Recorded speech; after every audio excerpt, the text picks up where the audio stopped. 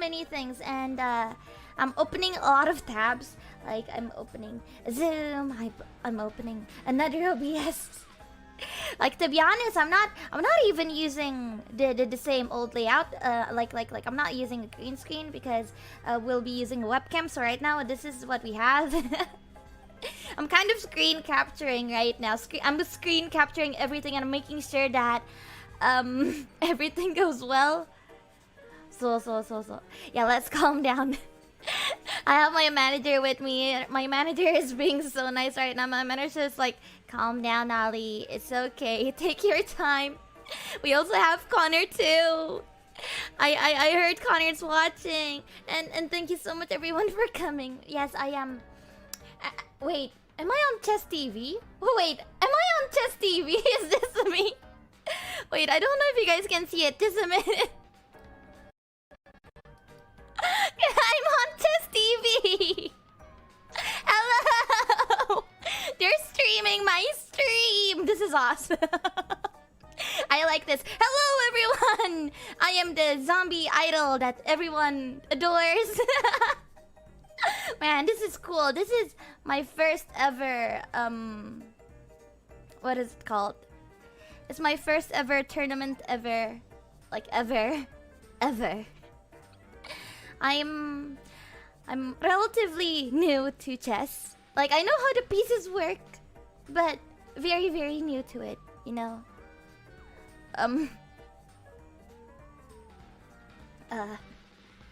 What else should I say?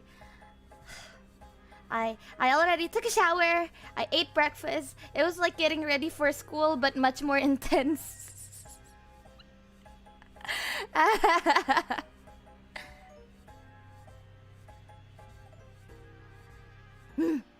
Okay, got it, manager-san. Thank you. I can't reply to you because I'm afraid if I do that, you can see the... Oh, I can't actually reply. But I don't know, that's kind of...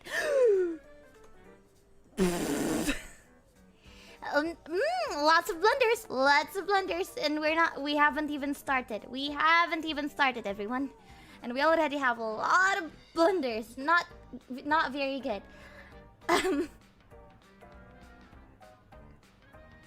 Ollie, this is too early.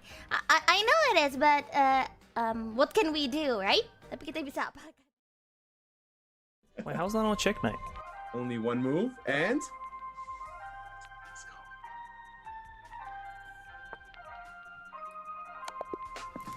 Let's go!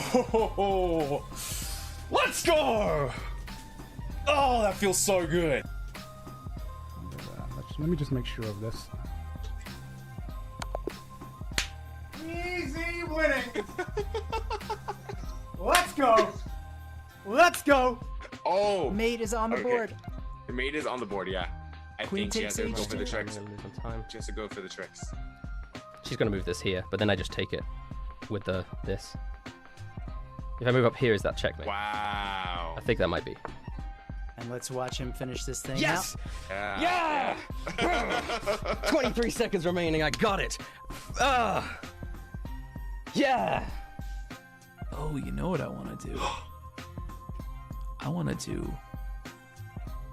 No, this. no.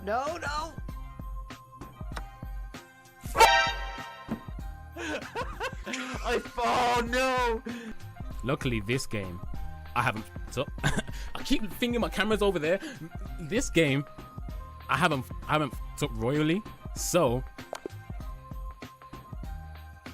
I say that. I say that. Oh, this is like training. Oh, okay. Like, last game was fun, dude. He made me think. You made my monkey brain have to think, bro. Damn. He brought the monkey brain out of the Stone Age. Watch the commentators be listening in on this part. We are not listening in on this part. Not at all. What are you gonna do, John? Not at all. What are you gonna do? What did I miss? What have I missed? Oh, he can just take my fucking rook. I'm an idiot. I'm throwing.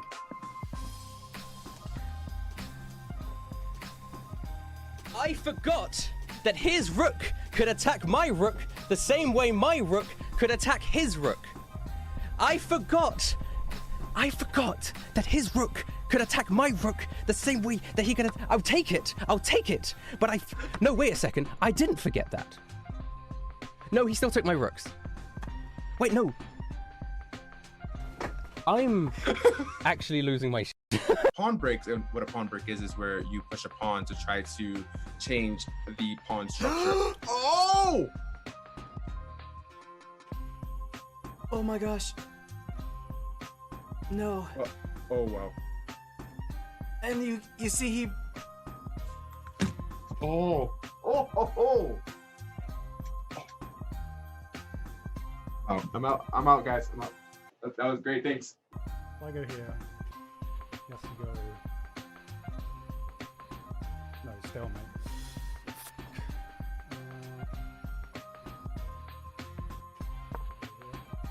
He's setting it up. Yep, he's setting up the ladder checkmate. The king only has one move. Oh, thank God. And he has it. He has it. Oh my God, that was so stressful. That was so stressful. Oh my God. I said to my chat, I was like, watch this. Russ is just going to do all of these moves. And I said that he did them, and he did them. Yeah. Okay, Jojo. What happened? Oh!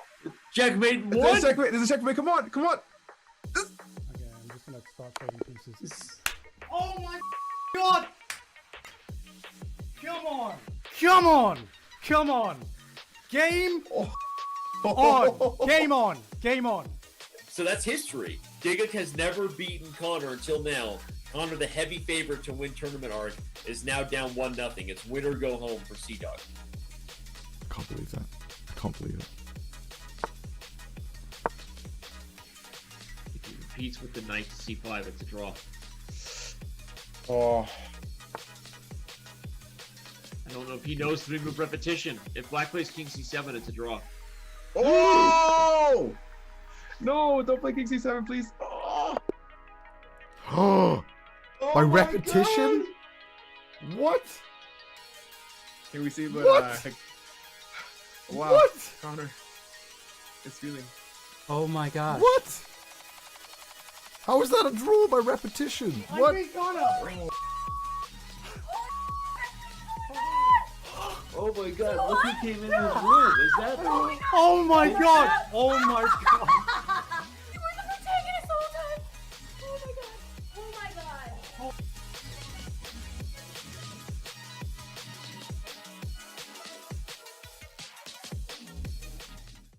This is it. We are here. Tournament Arc 2 is finally underway.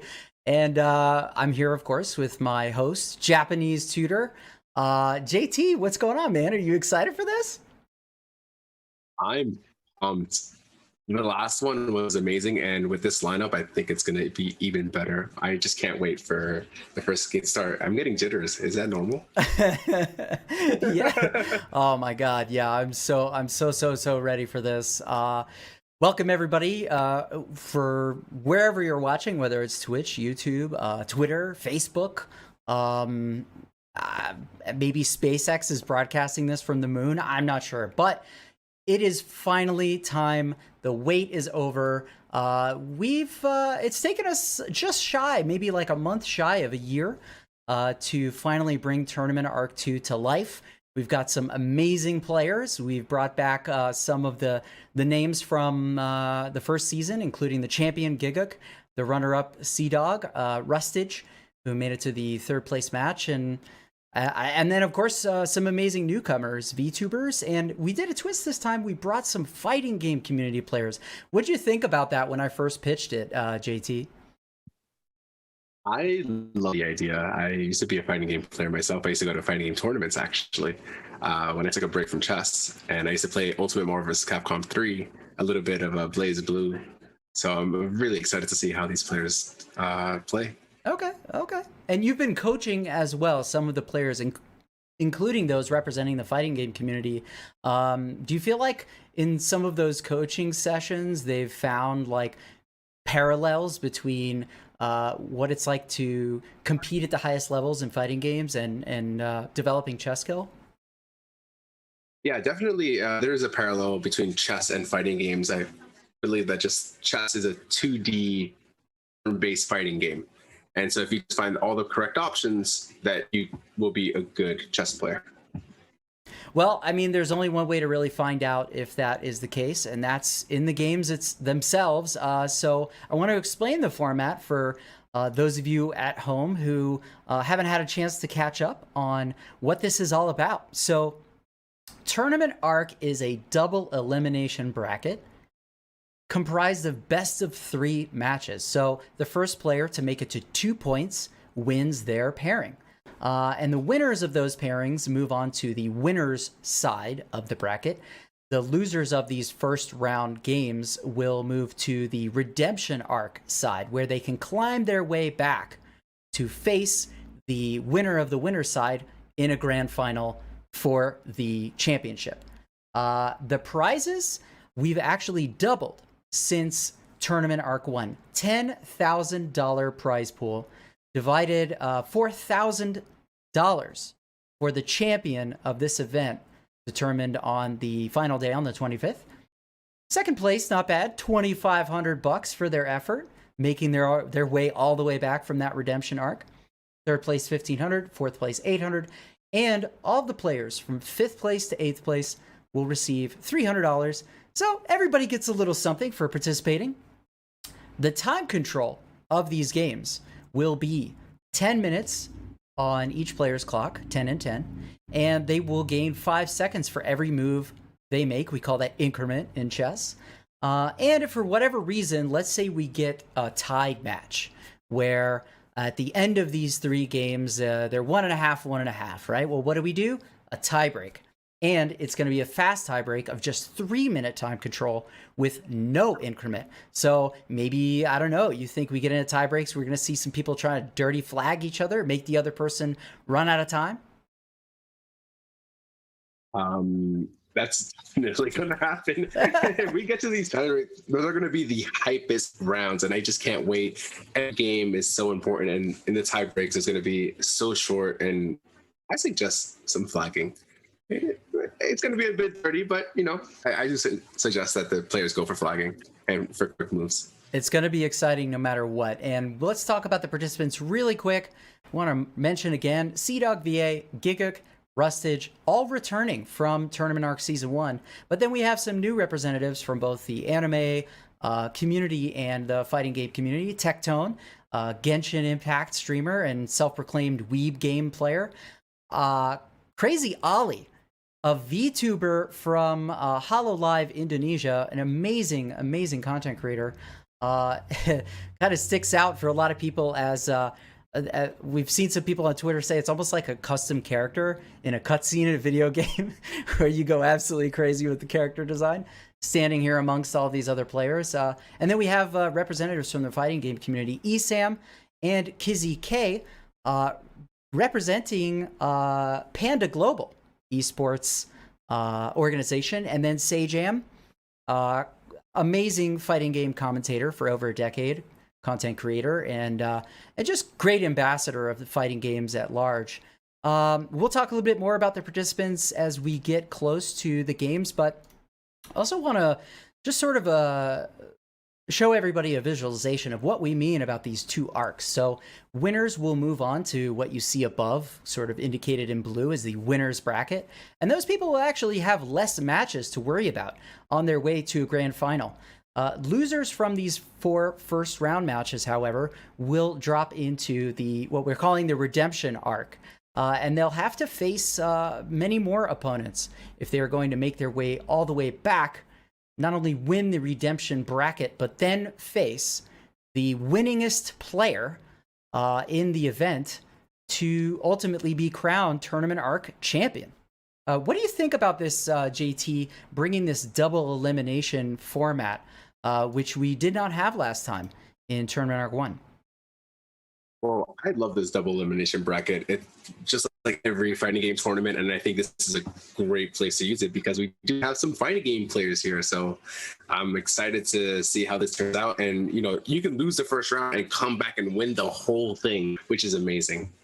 Yeah, I absolutely love that. And obviously, we've got a lot of people who are fans of Tournament 1 and watched the amazing final between Giguk and CDog VA, where CDog lost in a 3-move repetition draw, which then, because of a 2-game mini match, crowned Giga the winner. And we just decided, you know what? Let's go ahead and see if Connor can get revenge right off the bat in the first round. And that match will actually start tomorrow.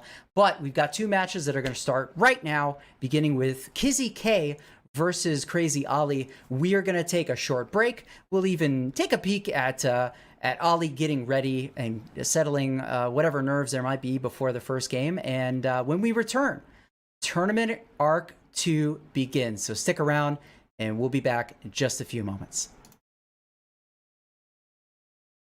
Too much nganging is dangerous.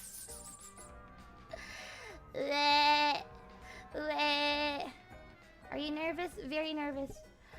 Tournament Arc 2 is live now with Kureiji Ollie versus Kizzy K on Chess.com.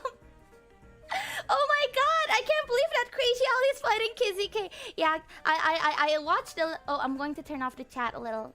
Okay, so... The live chat is now off. I'm very sorry, everyone. 60 seconds. Is the live chat off? Is it off? Is it off yet? It should be off, right? Okay, the live chat is officially off. So now you guys can't send in comments anymore.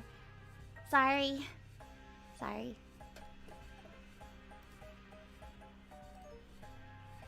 Should we press play? Be calm, think carefully, consider all your options. You have time, right? Right. Just breathe, you'll be fine. That's a funny thing to tell a zombie. Nope, the game will automatically start. Okay. The game will automatically start. Man, it's so weird to not to like not see, like, it's weird to not be able to see the live chat. Like, I can still see the live chat. I can still see the live chat that you guys sent me, so I'm just going to read those. Everyone's saying good luck. Oh, I'm going to cry. Be calm, think carefully, consider all your options. Ollie, calm, let's go. We're here for you, Ollie. Good luck. Time to go. Well, we are still here. Just remember that, and good luck, Ollie. You got this. Gotta keep that confidence, right? Just breathe, you'll be fine. Let's drink a little. Oh my god, it feels like middle school again. But the thing about middle school is that you're not being watched by thousands of people.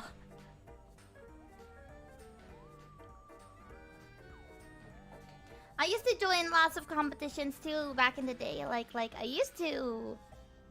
I can't really specify what competition that I won. But there was a lot of competitions, yeah. I need to bring myself down a little bit.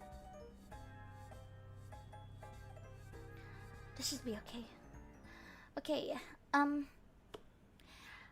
remember Anna's words. Check, capture, attack. Check, capture, attack. Kizzy, please go easy on me. Please don't grapple my king.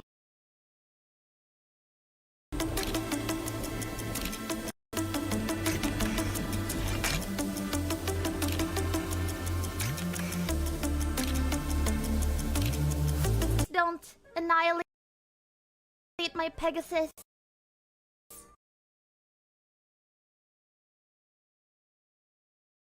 Sling.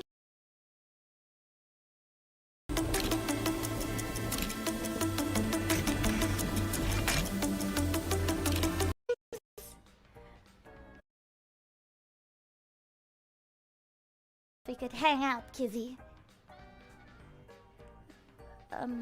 Yeah.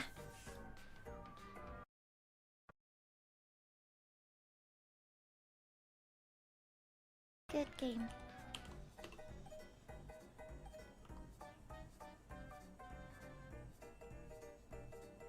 We shall... Yeah, there's going to be a slight delay. So let's just namaste a little bit. Let's breathe in, breathe out. Breathe in, breathe out. Yeah, it feels a bit weird. I'm just going to read the chats that you guys sent me. Good luck, Ollie. Make ya go proud, Ollie. I will.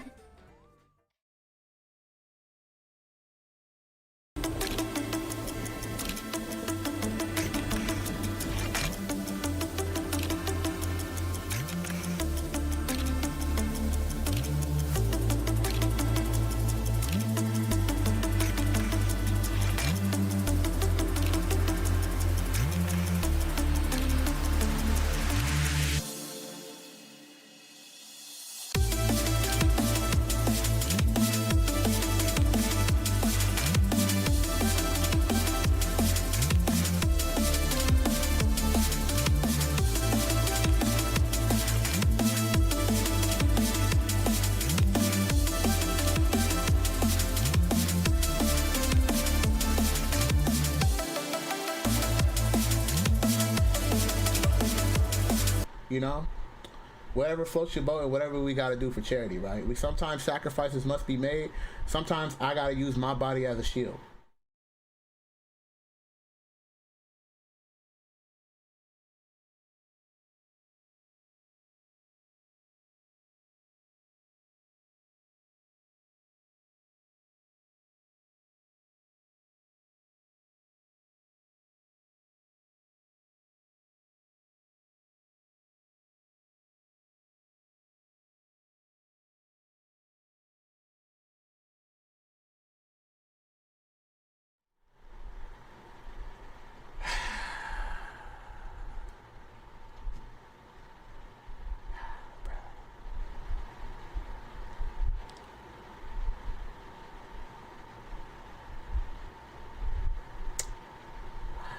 Stressed out, dog. Why couldn't I be like a Monster Hunter player, bro? This is why as Dane dodged all this. Why couldn't I be a Monster Hunter player? I could have been a Monster Hunter player. I could have been what is that? What game that got discontinued? Freaking Titanfall. I could have been a Titanfall player. I could have been like Halo 3.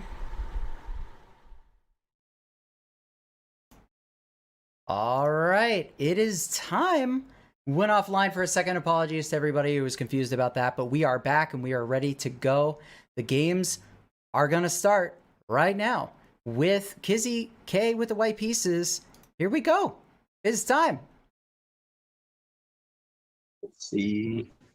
I'm excited. I want to see the opening. I hope that they prepped. I know that they were playing a lot of chess, and I think it's going to be shown in their opening choices, right? I wonder what opening choice they're going to play. Are they going to play E4, D4, C4, Knight F3, Knight C3, G4, the Grob? We shall see. We shall see. I don't know. Games are actually underway, JT. If you want to lead us through the chess, they have made their opening moves. And here we go. Round 1 of Tournament Arc 2 begins. All right, let's go right there. And we're going to go and we're going to head back into D4. D4, Knight C6, my favorite. Knight C3, E5. Whoa, okay. It's kind of spicy. Knight takes E5, and we are in the live. So let's go ahead. Bishop F4 being played, F6. And F6 is... I don't like the move F6 in the opening because we might have some ideas of bishop captures on E5 and then queen H5, and it gets kind of dicey. Yeah, and I hear all the time that it's not really a good idea to necessarily move the F pawn early on. Right. So I almost want to consider the F pawn a poison pawn in the opening. Oh wow. we might see some fireworks here. Okay. Because he's developing his pieces, but the knight going to H6 is a very bad indication because at least bishop captures A6 ruins the pawns and the F pawn is very weak. And the reason we don't want to move the F pawn is because that is the weakest pawn. Right? It's the only pawn that's only defended by the king. Well, it looks like Kizzy did not necessarily either consider or go with the trade of the knight on H6, which would double all these pawns, make it unappealing to castle in that direction. And now he's thinking, right? What do you do? Is he maybe thinking, do I back up or do I move back towards center? Okay, moves back towards the center. I like it. The idea, maybe going back to B3, maybe prevent some castling. Ooh, and Ollie okay. aggressive. Okay. She says, "Okay, let's go. I'm gonna push in right away. Make you move that bishop a bunch of times. In fact, they're not bishops, JT. I don't know if you know this. According to Crazy Ollie, they are the marquis. The marquis. Mm-hmm. I see. Yes, and she didn't develop a knight on H6. She developed a Pegasus. This is important insight. This is important insight into Ollie's world of chess. In fact, maybe with some more insight is needed. Or you want to take a look and a listen at Ollie's stream right now and see what she's thinking? Let's do it. Let's do it. Let's take a peek. Opportunity yet, so I think we're going to attack a little bit more. Let's try sneaking. But if I go here, then I'll get eaten by this. Okay, Ollie, what's the plan? I don't know. There's so many people watching you. Should we just move the pawn? Yeah. I mean, this side is already on defense mode, so we might as well attack, I think. I don't know how it works. I'm very sorry. You guys are probably cringing at me right now. I think she's doing okay. Well, what scares me if this I think eats she's doing this, alright. you know. It scares me a lot. Please don't eat my pawn. That's something that I don't want to happen. And I gotta be careful because there's a queen, so if this pawn goes away, I gotta make sure that I eat the queen. Like, we can have an exchange. I don't mind an exchange at all. See, that happens.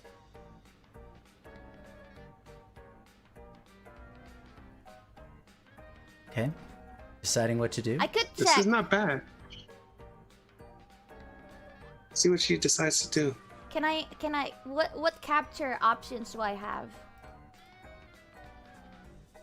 I like how she's looking at all her sneaky. pieces. I see what you did there. I see what you did there. But I mean, if you eat this, then I'll eat your queen. Oh man, this is intense. What do I do? Let's try pinning, actually. Oh. The pin. She's like, if nothing else works, the pin's going to work. Hey, I don't hate it. You know what else I don't hate, actually, is that the chat on Twitch has voted. They did a poll before the game started to see, what does the chat think? Who's going to win, Ollie or Kizzy? And it was actually 48% for Ollie and 52% Kizzy. So the chat also feels like this is a pretty close match, and I'm going to have to agree with them. Let's also spend a little bit of time looking in on Kizzy as well.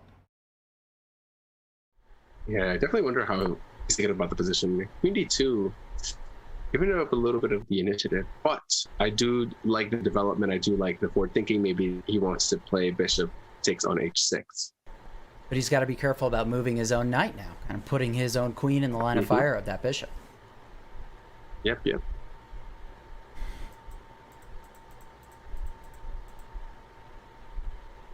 Also looking at his other pieces, thinking about options, maybe getting a long castle here. Ooh, you called it.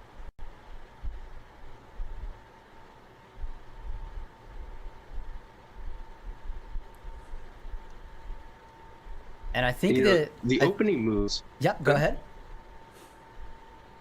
The opening moves, Apex player, they Come on, can dog. get a really, really good opening, looking, but what happens in the middle game is most important because we make one mistake.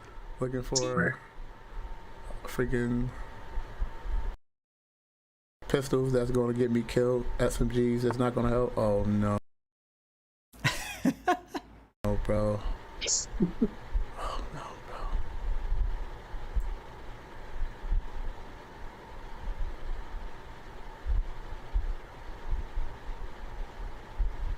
And we should also note the time usage. You know, they're only at 7 to 30 seconds, but they're both around the same time. So they're both taking about the same amount of time to make decent moves. Yeah, and the other thing that I just took away from that little listen in that we got with Kizzy is that he's kind of feeling the pressure, right? If we look at the eval bar, we can see that, you know, the engines kind of say white is doing great right here. But I think also your mentality comes into play too, and your nerves. And it seems like Kizzy is, I don't know, maybe he's seeing threats that don't have as much teeth necessarily objectively, but it maybe doesn't matter, right? If Ollie continues to put on the pressure, it's going to affect the decisions Kizzy makes here. Yeah. One other thing about what is when a beginner starts to calculate is that they try to see everything. And there's an expression that the beginner sees 10,000 things and 10,000 ways to do something and 10,000 options, but the expert only sees one way, right? So we're kind of trained to kind of like, you know, some people in the chat might be like really, really strong. And you're like, wait, there's only one way to continue here. But remember, they are looking at all the pieces, the A pawn, the B pawn, the C pawn, the bishop on B3, the knight on C3. They're not used to, you know, these plans yet. So we had to cut them slack for finding reasonable moves. Like these are pretty good moves. Uh-oh. What about g4 for white right now, hitting the knight and the bishop? This is gonna get dicey. This is about to get dicey. I mean, is there a way to escape man. that tactic in this position if you're black? I don't see a way. It's Oh, and he misses it. yeah, but you have to see it. You have to see it. Yeah. I mean, you know, it looks like a natural developing move, though, right? Get your knight into the game, and I appreciate that, right? If you're gonna miss something, at least miss it in a way that's principled. Right. But you know what? He's getting all of his pieces active. Yeah. Right. It's a good sign. Bishop on f4. Yep. Knight on e2. Knight on c3. Maybe his record's gonna come to e1. Right. And okay, you don't see a tactic. You might see it later. But at least all of your pieces are developed. And we know that tactics flow from good positions. And Ollie's doing the same. Look at Ollie's pieces. I mean, they're like, talk about activity. She's gotten all of the minor pieces out. They're all doing work in different ways.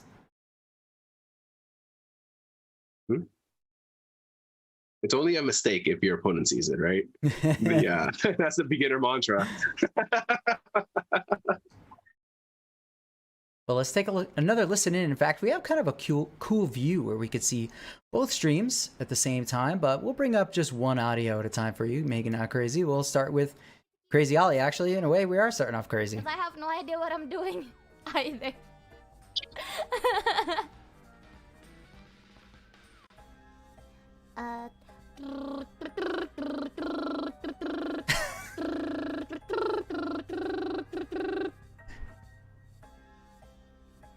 I really hate this pawn right now. This pawn right here. I hate it so much because I could do so many things if this pawn was not here. I want to get rid of it. My objective right now is either I get the queen by tricking it, by trapping it. Oh, moving the queen back. That's one thing. What I want to do right now is that I want to get my queen out. How do we do that? How do we get our queen out? Oh!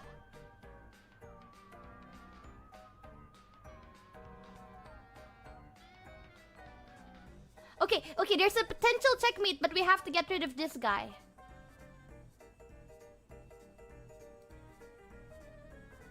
That knight on d6 looks pretty tasty for white. Maybe there's some kind of way to remove the defender. What do you think? I know the GMs are... Yeah, there are a lot of good moves in this position. But it was nice from... I wonder if she sees it, that it's check. Because it's a discovered attack, right? So maybe she's just focusing on the pawn and the bishop. I wonder if she's going to find, maybe you could show that on the board F7. for the audience so we can kind of see a potential sequence here. Right, so right here, right? The bishop is attacking. Oh, there we go. The pawn and the knight is captured coming with in the as well. Ooh, rook takes immediately. Well, wow. And the knight can't pinned, take. but the bishop can. And then the other bishop can, right? So maybe, I don't know. I would have stuck with the bishop, but oh, the king just moves. Okay. This is tricky, actually. Whoa. This might be okay for white, right? Well, now the bishop can just take, right? All right, bishop takes on d6, and bishop takes on d6. Oh, there's a promotion. Oh boy, a little early, Kizzy. Yeah, a little early. Oh no.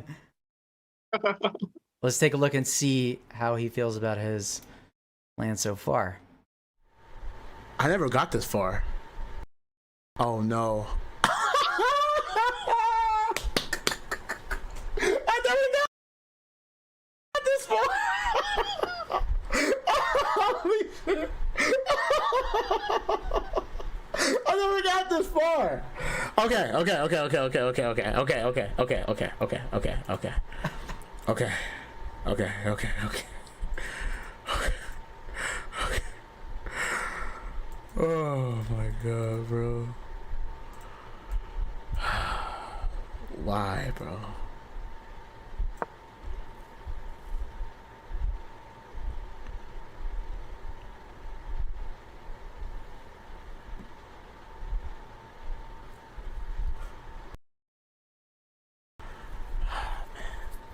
Okay, and this is not totally bad. You know, I mean, the knight's on the back rank, and maybe going to come back, maybe to c4. Oh, bishop going back to g6.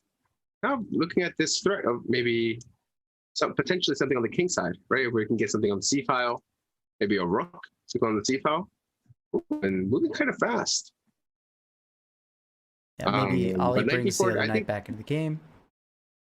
Could be good. Maybe sometimes we're threatening the b pawn, right, with the two knights. Gotta be kind of careful because there still is a pin. And you know what I'm impressed by as I look at the clocks is it feels like they're both playing fairly patiently.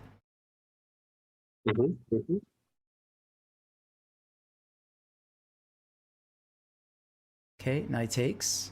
Queen can't take because then the knight will also take, right? Attack twice and defend it only once. But maybe there's tactics to trade off the bishop for the knight on c3 and then queen takes the knight on b5? Oh, I mean, you can also have like queen takes b5, right? Oh, true, right? Takes Because b5, after knight takes, so bishop like, takes. Right, so queen takes b5. And then the knight would take. And then the bishop takes, and then we just take back, and it's just a trade. So that's kind of nice. Nice idea, but I don't know if you need to go for that right now. I like working the pin. You know, I'm a big proponent of PP on the PP, right? Put pressure on the pin piece. Okay. All right. Ollie continues to bring the pressure. I'm really impressed with the fact that Ollie has just like really brought an attack, and Kizzy seems mostly on the back foot here as white. Yeah, I wonder what's going to happen here. I would really love to listen to what Ollie is thinking right now because let's do it. I really want to get to the king. How do we get to the king? You want to have an exchange? I don't want to have an exchange. We're already at the same score. What do you want to do? You don't have a bright future here. Talking to I mean, her I pieces? could just back up with my queen. My queen can back up anyone. My queen is the best. What do we do? I really don't know. What do we do? I really love that she's talking to her piece. Hey, what do you want to do? Where do you want to go? It's something that I always tell my students. I don't want to do a blunder.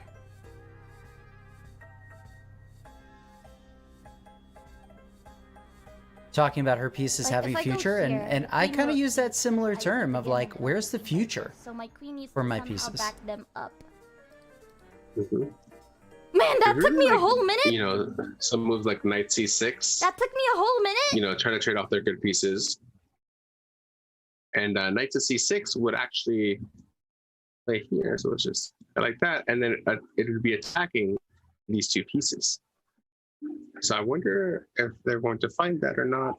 Wow. There are a lot of moves, yeah.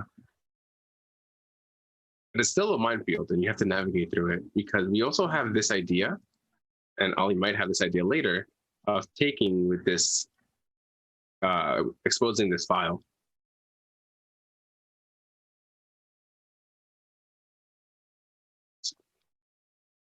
Wow, this is Now that it's actually an Kizzy's turn. awesome first game. Yeah.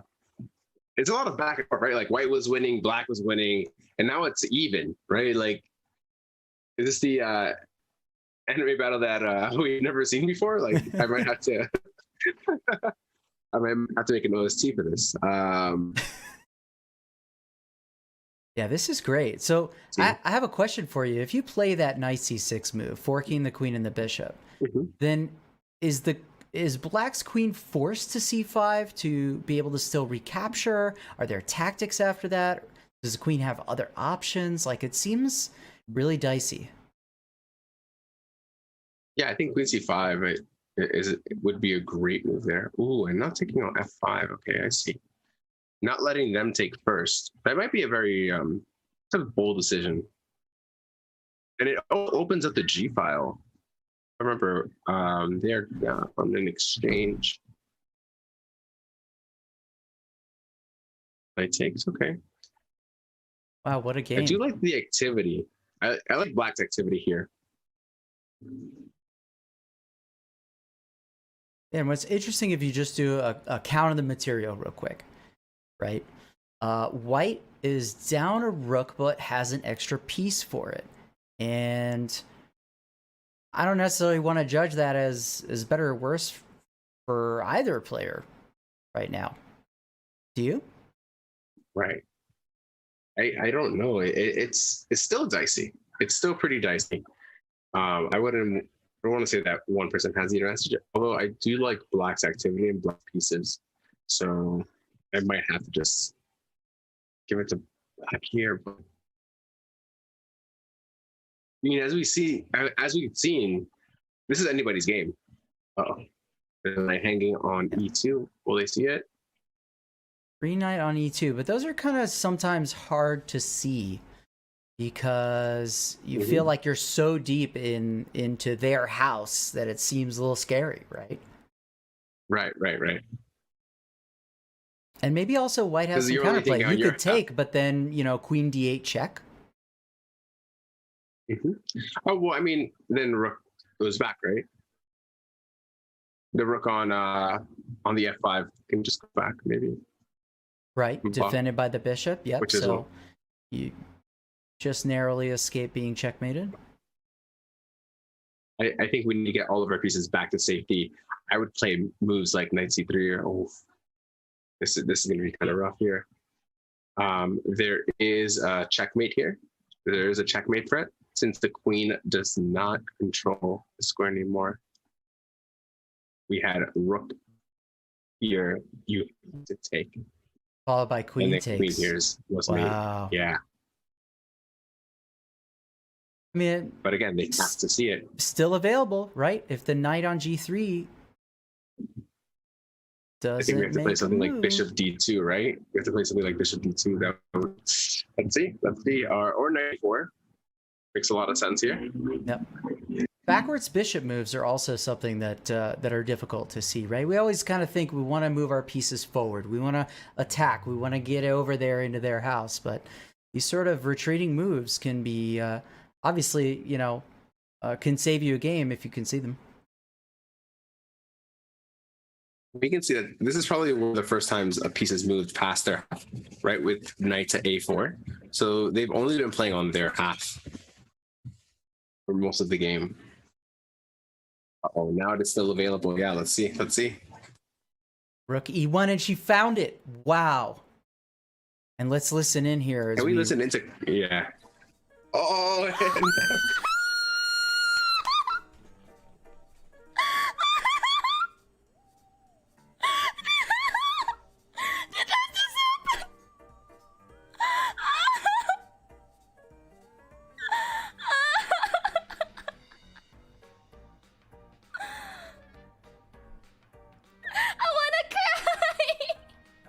Wow. Ollie takes home game 1 as Black. This is a match, dude. This is amazing. Kizzy put up a great fight.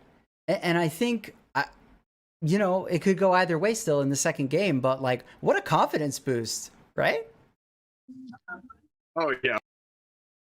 Oh, man. Like, just winning the first game and just knowing that you have the upper hand and that you're not, like, you can actually win is a huge confidence boost. So hopefully Kizzy can, come back and say, okay, well, I'm ready to fight too, and I'm ready to take the action back to you. But a great game from both players, right? We had a lot of action. White was winning, Black was winning, White was winning, Black was winning. And it was equal. Then White was winning, then Black was winning, right? So let's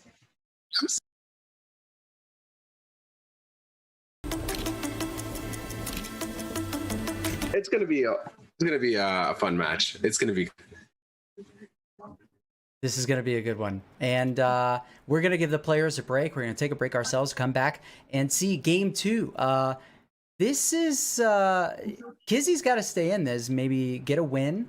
Even if you draw the second game, you get white again, you try again. But we'll see how it goes. We'll be back in just a few moments with game 2. Stick around. Thank you for believing me, everyone. Those puzzles really did miracles.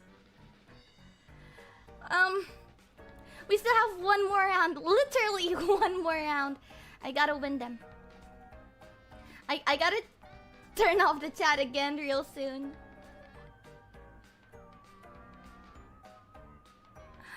Wait. My heart. Doki doki. One more game. We haven't won yet. Like, if you know what'd be funny?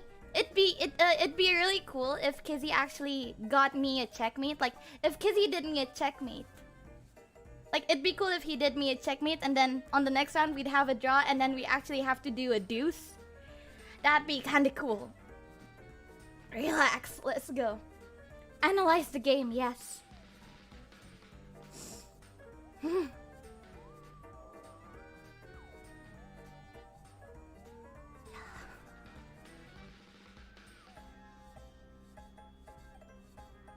Semangat Ollie, jangan lengah. Terima kasih kakak.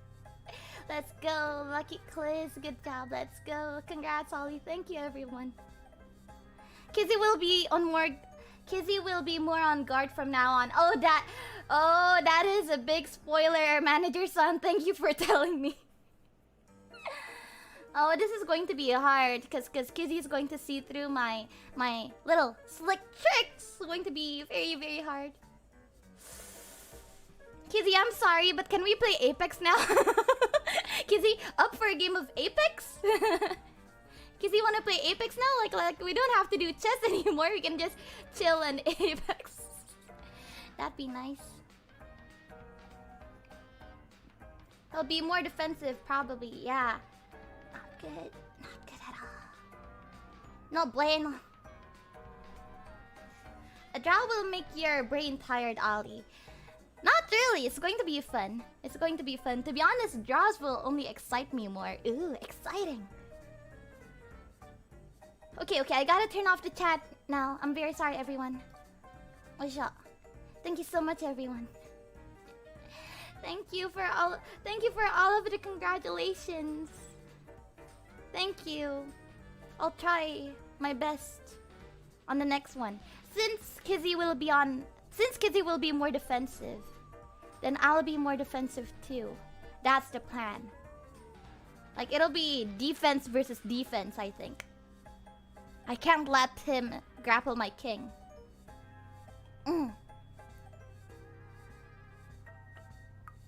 How long did that take? That took like 20 minutes something, right?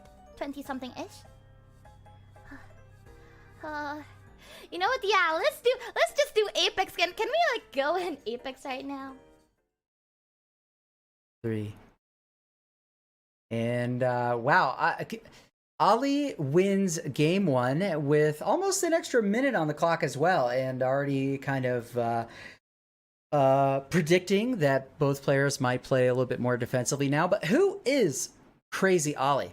She is a VTuber representing HoloLive Indonesia. She speaks 3 languages. I don't know if you knew that, JT. Indonesian, Japanese, English. And she even said she speaks them during her stream all at the same time.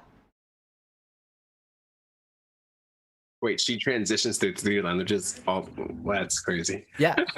That's amazing. It's awesome. The audience, you guys should definitely check out Crazy Ollie's YouTube channel if you have not yet. She even does math lessons as well, and who knows, maybe that's helping her a bit with her chess skills, calculating and thinking about exchanges. And but she is up against a formidable opponent in terms of his fighting game prowess. Kizzy K is one of 2 representatives for Panda Global, and known for games like Guilty Gear, Dragon Ball Fighters. We talked a little bit about it earlier, but the fighting game competitor mentality has actually translated fairly well in the coaching sessions, and I think we are seeing it on the board. So what do you think, JT? Game 2, Ollie up 1 point. This is a best of 3, so someone has to get to 2 points before they've finished out their match, and that means, you know, Kizzy can still win a game, maybe even draw a game and go to tie breaks, or just win 2 in a row and turn the whole thing around. I don't know. The way Kizzy was playing his opening, he had really solid ideas, right? Like get castled, develop the pieces, get pieces of good squares, look for your opponent's strengths. I think Kizzy was doing everything right. And Ollie was struggling a bit in the opening. But where Ollie really shined was her middle game and her idea. She was saying, hey, let's move my queen to good squares. I need to get, you know, this pin in. I need to attack king. How do I get my pieces over there? So the planning from Ollie was really, really good. So I'm wondering how that's going to translate, because they're switching colors, right? And sometimes for beginners, it's easier to play black because white makes, you know, the first moves. And they set the tone, they set the pace of the game. So I really wonder how that's going to translate into our next game. Well, Kizzy with the black pieces in game 2, and as we get the next game underway, it's going to start just any moment. We should maybe take a listen in and see how Kizzy feels about his performance in that first game.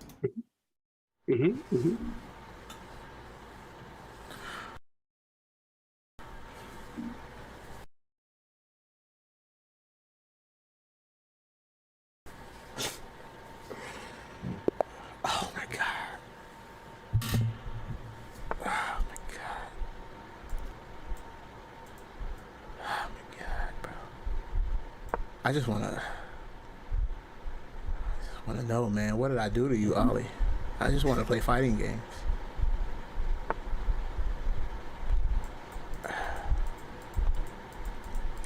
I just wanna play fighting games, Ollie.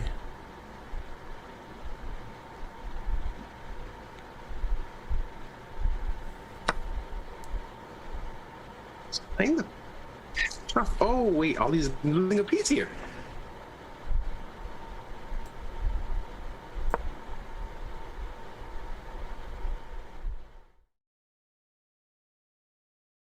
Okay.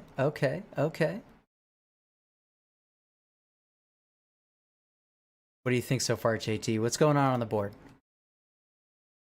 I'm kind of flabbergasted. I'm like, there's a piece going, right? And I was just talking about Kizzy's openings, and here we are in full fruition of the opening. He has an opening advantage, and he plays king to e7 delayed bonk cloud. Whoa. That's even watching.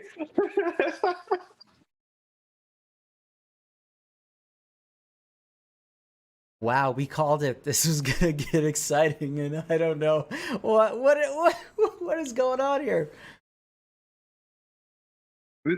This is literally a bonk cloud, and I think honestly the position is not that bad. If we are able to play c6, king d7, king c7, I think our king is perfectly placed. Kind of a reroute, especially right? since we're up a piece. Almost Right, even right, maybe right. a castle by hand, get the rook out of there first, and then dig back in.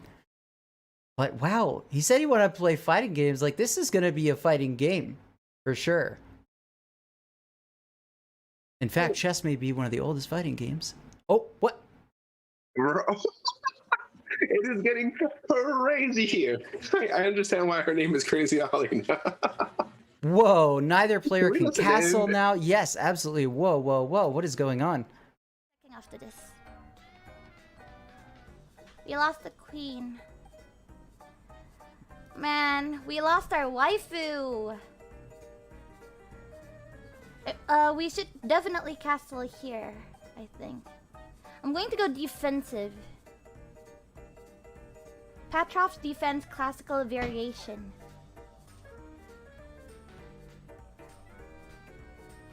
He has 6 points ahead of me. That's not good. Now my main objective is either to get queen 2 or check the king.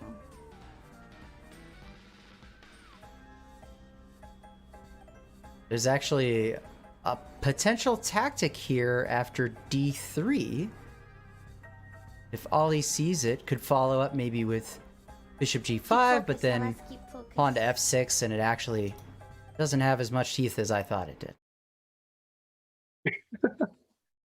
Well, I mean, the same idea holds true if Kizzy decides to move that pawn to f5, right? And then that d3 move would have been really good because you're baiting them to take, right? So like, let's say it, right, in this position, if they played like f5, and you can bait them by playing d3, and if they ever do take, then we have the line that you were talking about. Yeah, and then Ollie can bring the material back. Okay, and actually it looks like she has played d3. Little late for the tactics we discussed, but still not bad.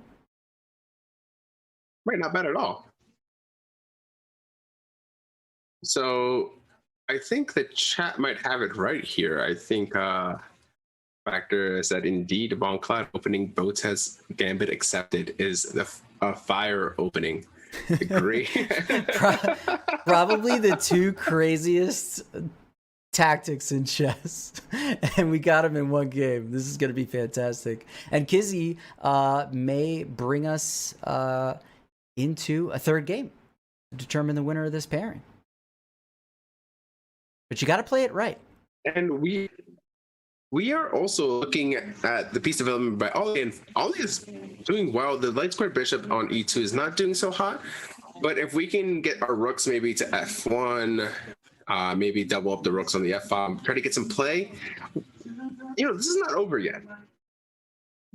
Kizzy K still has to find the right moves to seal the deal, and I know that Ollie's not just gonna give up the game. And knight a6 might look strange, but I kind of feel like it's all right. I mean, you can now bring it back into the game with knight c5 and get back into the center, start putting pressure on the center pawns. And I think moves, even like knight c7, knight e6 might play a decent role. This move is very interesting. I don't completely get it. Maybe she's thinking she can prevent the knight from developing to c5, but the problem is when you're down material, you don't want to trade your remaining pieces. You need those. Right, there's a really good saying that when you're down material, you want to trade pawns, not pieces. If you trade pieces, it'll make your opponent's life easier. So when you're up material, you want to trade pieces. When you're down material, you want to trade pawns.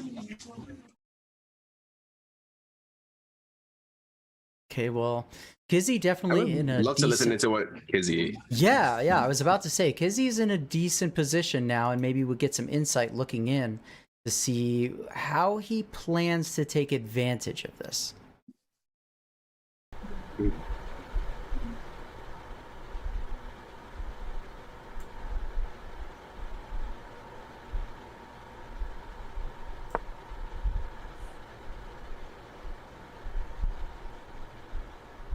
Now remember, if I'm not mistaken, both players have moved their kings, so Kizzy can't castle here, even though it looks like, the starting position for those two pieces, right?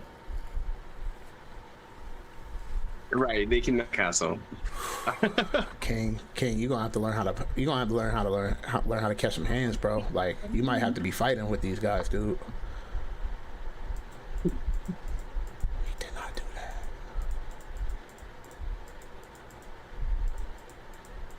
Can I do it?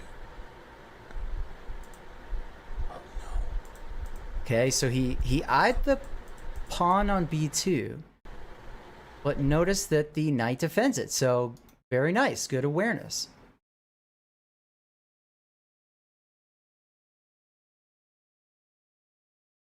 Okay, Ollie opts for getting a rook to the open file there, which is good, controlling this semi-open file. Right.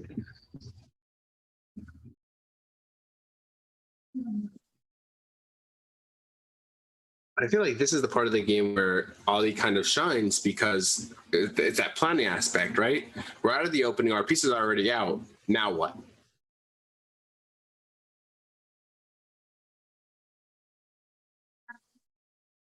What are we going to do? Bishop e7, the retreating move, and we haven't developed any pieces yet.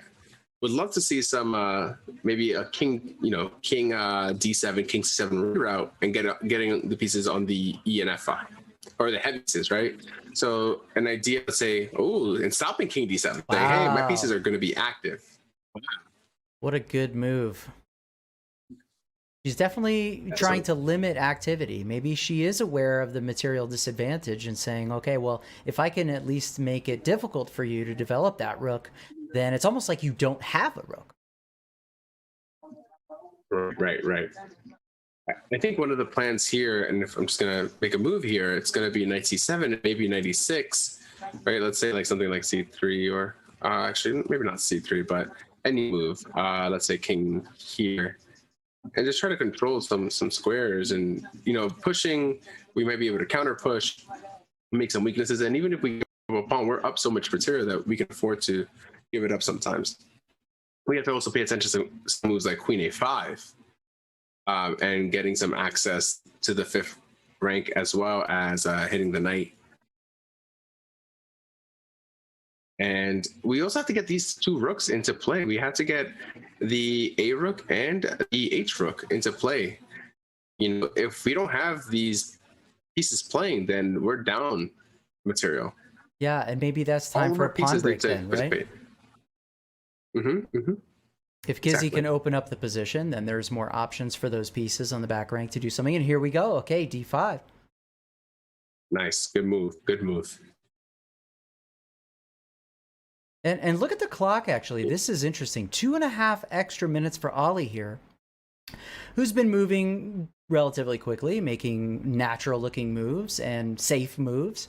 It's easy to make a move quickly if it's a response to something that you're doing rather than necessarily a plan of its own. And she's playing patiently, which... And Kizzy, on the other hand... is spending a lot of time trying to figure out what's next. We have a tactic here that could potentially open things up. And it starts off with the skewer here. So let's go back a move. It starts off with this skewer, right? Hitting this. And so you just don't want to lose a piece, right? So the rook has to come back. And then something like this, right, where we're taking here. Wow. And the pawn on d3 because you can't take because it's pinned. And this sequence looks really, really nice for black. So let's go back and see what they did in the game. I think I saw knight b4 right before this. Yep, so Kizzy and king finding c1. a square. Ooh, aggressive. g5. Okay. Kizzy's starting to think about attacking at this point. And maybe that move also helps with, bishop or rook to g8 and then down and then out and getting that rook finally into the game. Well, I think we might see maybe even h5 after this, right? h5, g4, bishop to g5. That might be a consideration, right? Kick this bishop out, play g4, right? Because the bishop is most likely going to go to f5. And if it goes to h3, and I'll just put that on the board for everyone. If it goes to h3, we're going to get some material with a double attack. Yeah. Interesting. So most likely, the bishop is going to go here. And then after g4, moving, then we get to trade pieces. Yep, pin to the king. So it is a very forceful move, and a trade is good for Kizzy. Let's see what Kizzy is seeing, because it looks like he's finally figuring out how to put Ollie on the back foot. Mm-hmm.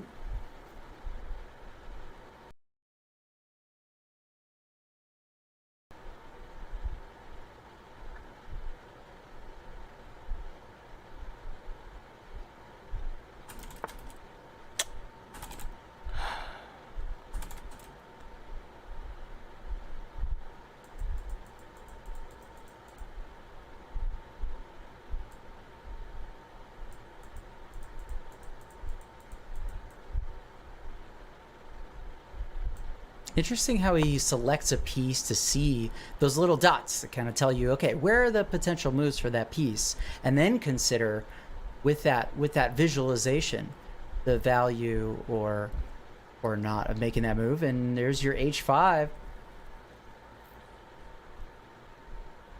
Yeah. And if Ollie backs You're up, happy to see it. bishop h3 would not be so hot. Yeah, you have to play bishop. Oh, and let's see what's gonna happen here. I want to see Ollie's response, honestly. Hopefully he sees g4. I really don't know what to do, really.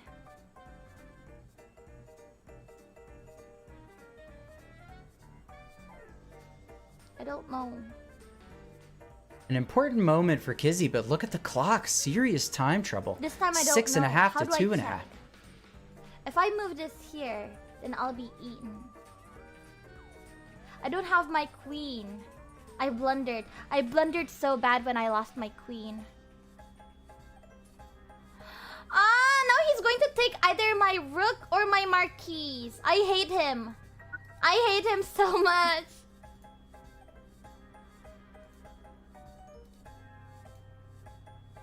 How about we play it? How are we going to play this? He's going to take either one of them. I want to check. Is there literally no check?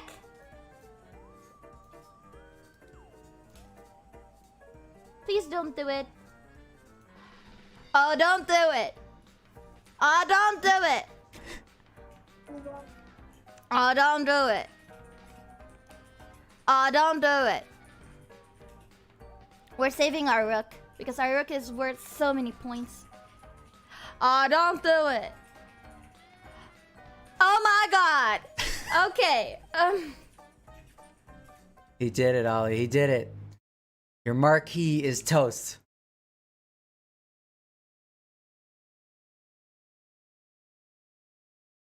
In chess, sometimes one mistake begets another mistake, and here, knight c5. I think we're in a little bit of trouble. Giving Kizzy more material, but with less than 2 minutes on the clock, Kizzy has to deal with a lot of material and then still find checkmate here. Oh yeah, hopefully he knows some of the basic checkmates because that might come into play very, very soon. Wow, that's very bold of Kizzy just going in. Yeah, yeah. And how do you continue as black here? I really like knight captures c2, but bishop captures c5 was my first choice. Bishop captures c5, and after bishop captures, let me capture here. A move ago, I honestly think that was the best move because you can't really do anything. You almost force a take because this piece is done. And if you play something, let's say like this, try to pin the knight to the queen, then we can just move the queen somewhere, anywhere, and get it in position.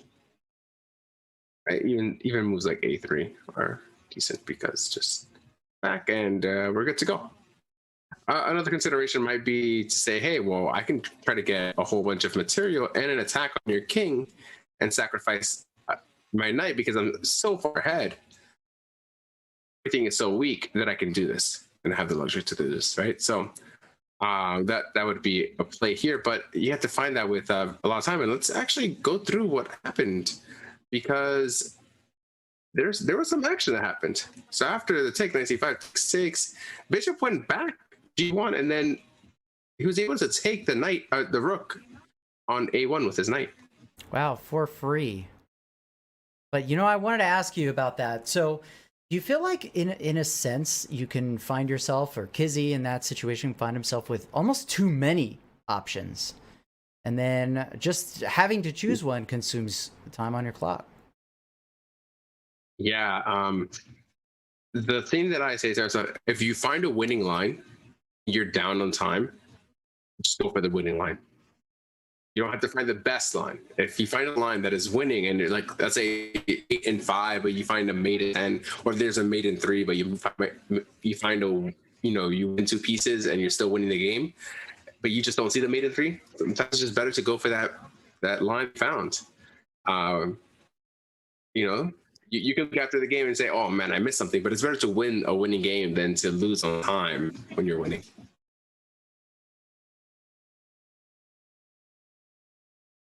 This is crazy. Minute and a half, and Kizzy may not be able to convert a winning position, and allows Ollie to move on to the winner's bracket. I think this is winning enough because they only have a rook left. Ollie only has a rook left. Okay, there's checkmate in 2. Checkmate in 2. Can he find it? Yes, come on. Oh.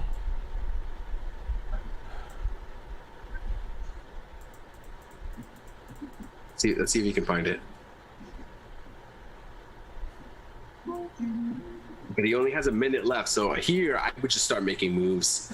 Yeah, even if you don't see it. I mean, they can't take the knight because of Queen C1. It's a really good position. Finding that. Oh, why did I do that? I think he sees it now, but it's defended. Put it over there.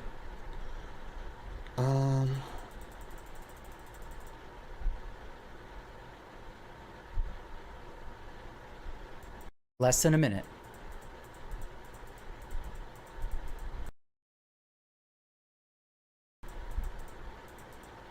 And it's always just ticking down. I'm getting kind of worried for him.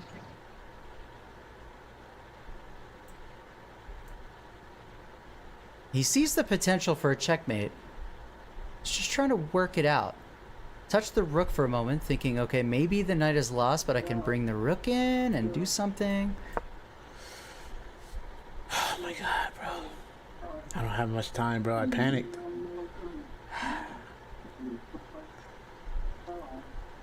I got a maul. I gotta go in, dude.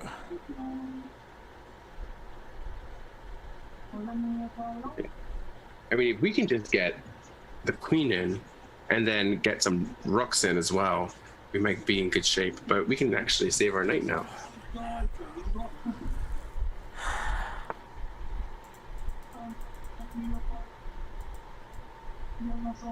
Okay, she's allowed a way out and a potential attack. Okay. Let's see. Hopefully she doesn't play rook e1. Check. And she does. And Kizzy doesn't see it. He just moves the rook. king. Oh, wow. Still very winning. He just has to get a plan together and just get moving. Take advantage of the 5-second increment as well. If you move quickly enough and safely, you can build time to then give yourself more time to find the actual sequences that you're looking for. And the one that's in a lot of pressure here is Ollie, because she's trying to find maybe trying to find a stalemate trap. So I would love to listen into Ollie and see what she's saying. Yeah, see if she uses some of that time to her advantage. I'll have to move my king, and then my rook will be eaten, and then it'll be a checkmate. Let's try moving here.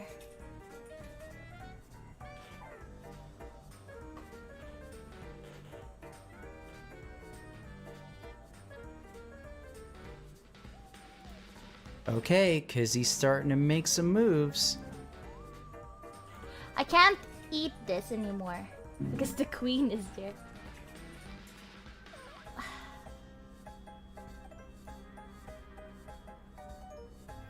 And that rook is awkward because now you can't place it on c1 or d2 to try to help defend because the knight covers those squares.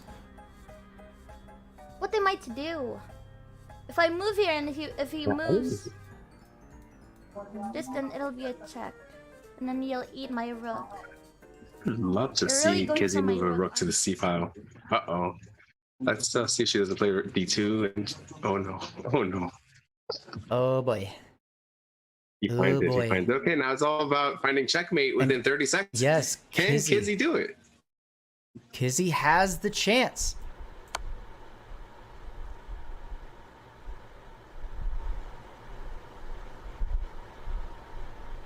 With less than 30 seconds, is Kizzy going to find a sequence, closes this out, brings it to 1-1?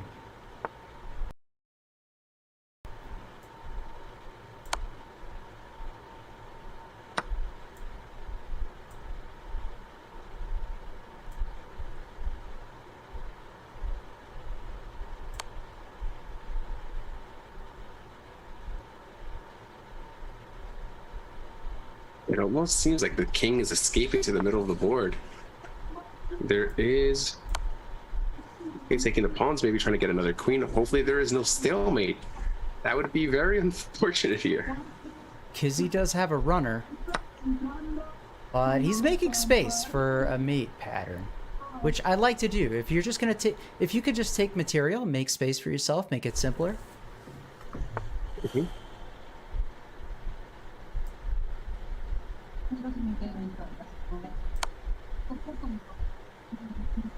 Kizzy's starting to limit the king's available squares.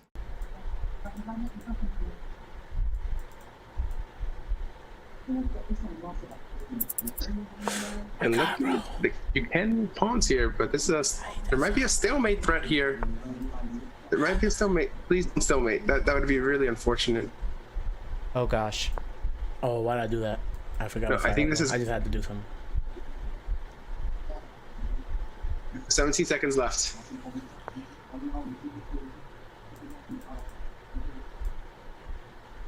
Just trying to work it out, but not much time.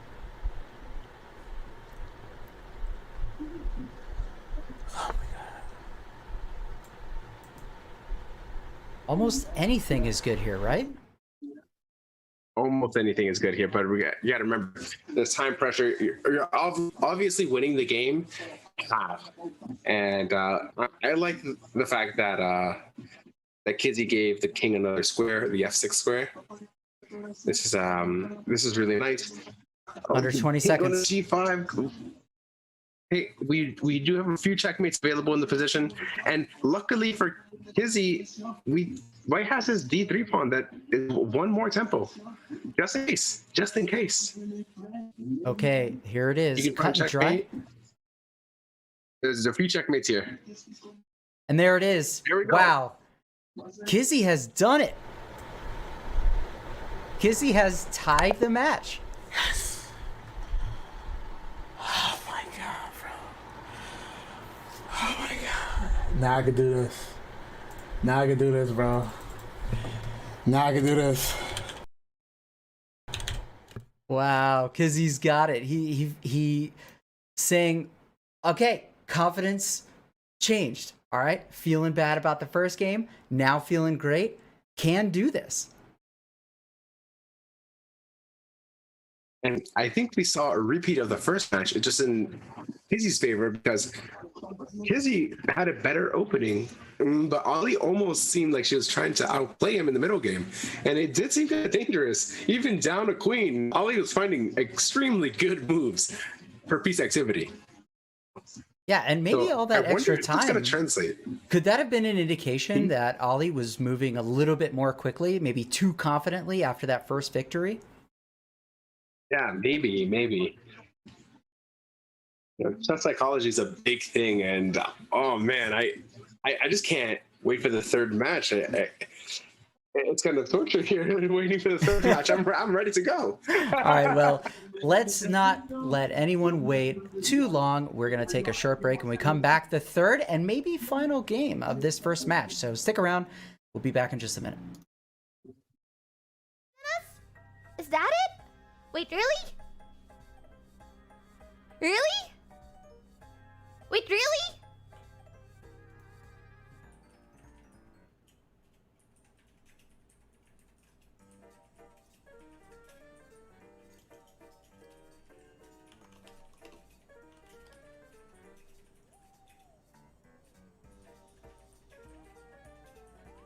Huh. Oh well. Opening principles. Start course. Shall we start a course? No, we shouldn't. Let's just... Your king can eat too. That was a bad game. That was a bad game. I was being too rash. To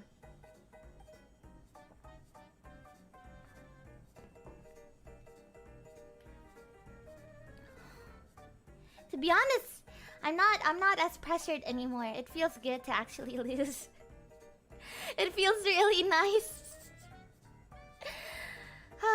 like it lifts the weight off. Analysis game. Can we do that? Are we allowed to do that? It's a book move. Oisho, oisho, oisho, oisho, oisho.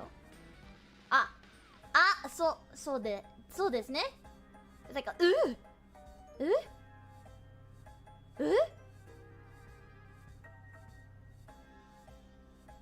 Some good moves, but some bad moves. I see the blunder. The blunder was the worst part.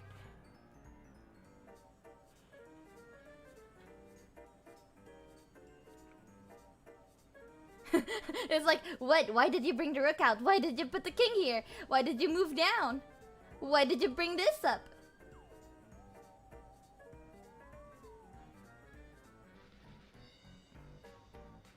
Yeah, there's a lot of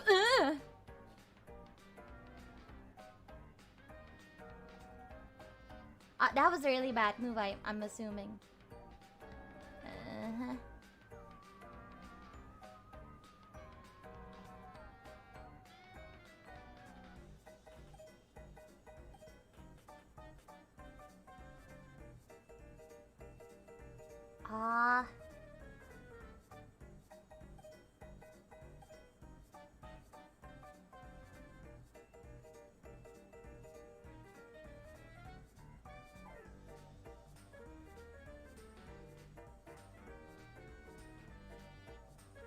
Oh, so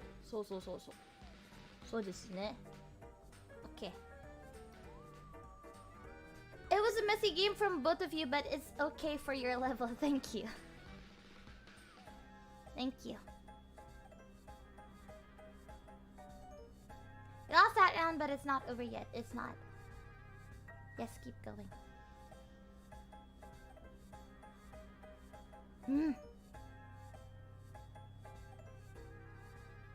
We should really eat the knight back, then with the king.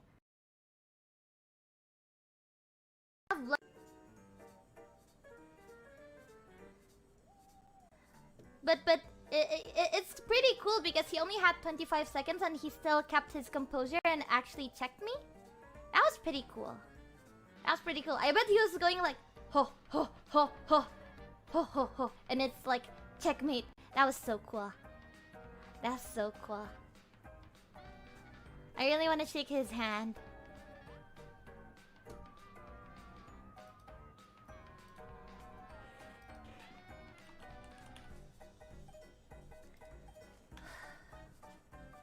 I want to shake his hand so bad, but we can't really do that. Ollie has mad respect for Kizzy. Wants to shake his hand. Well, we'll at least have a post-match interview with the players, so definitely make sure that you stick around for that between matches. And then, of course, we'll have our second match of the day, Esam versus Sajam. But JT, 1-1 with what could be the last game here if they don't draw. Would be the last game if they don't draw. Yeah, at this point, it's anybody's game, and I don't want to play devil's advocate and maybe even root for the draw here, because I'm just like, how are they gonna, they spend a lot of time in their game, and I'm like, how are they gonna do under pressure? I mean, we saw Kizzy K overcome that, and Ollie, and I'm actually kind of rooting for the draw to see what happens. Maybe it's a little diabolical. Definitely diabolical. You want to see some dirty flags and time pressure, but you know what? I think probably both players are feeling enough pressure here just in this third game, knowing that either player wins it and moves on to the winner's bracket. So next game is going to get underway in just moments here, and we're going to see potentially the conclusion of this match. Kizzy K playing with the white pieces. And here we go.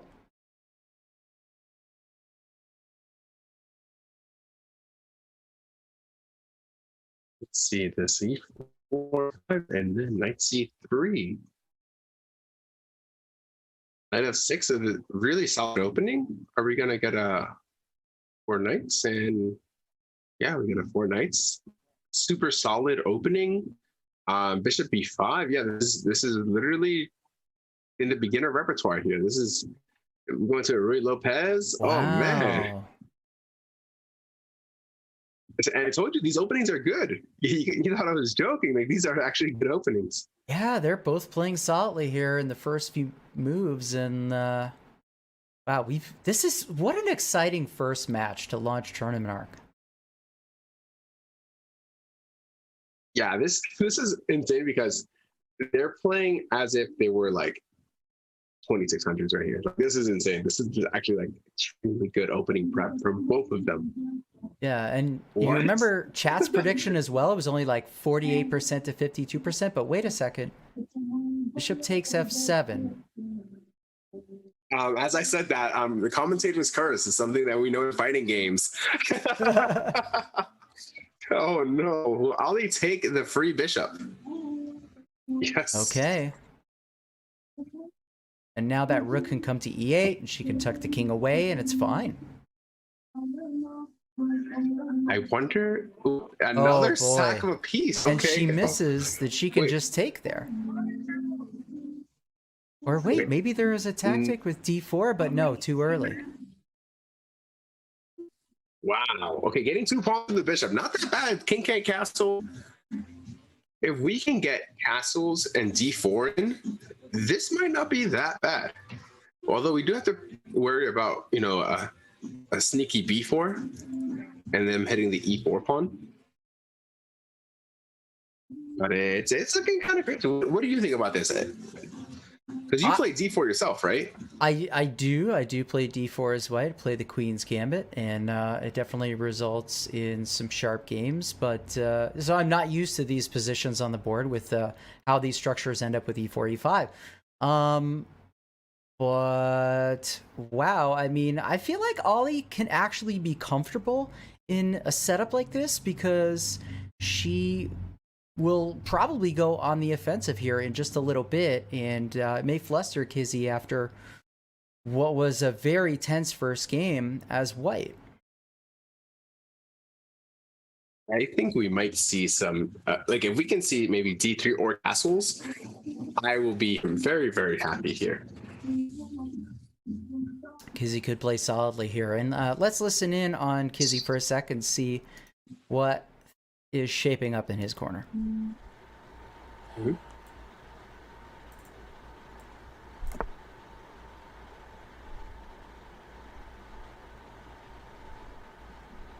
There you have it, castle. Getting the king safe. And now we know what flows next, right? Development of pieces and maybe an attack. If we're allowed to, and if we were able just to play D4 here and then E5, and I don't know, can Kizzy find it? I think that white has a lot of potential here. Ooh. Oh my God. I mean, I think we're gonna find it. I think we're gonna really, really find it. I'm excited because after D6 here, rook E1 immediately, and I love this. Wow. Down a piece, this position is going to get crazy. And we can. Oh, knight. I don't agree with knight A5. I don't like knight A5.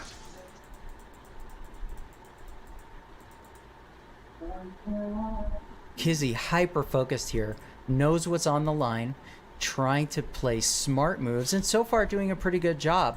Let's listen in on the other half of this equation here and see how Ollie's feeling about things so far. Mm-hmm.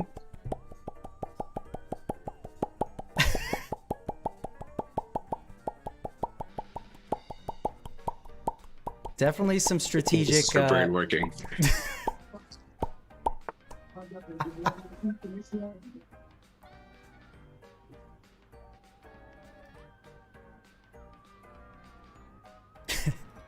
That's some Grandmaster Loose. dialogue there. I think I've heard that over the board a few times.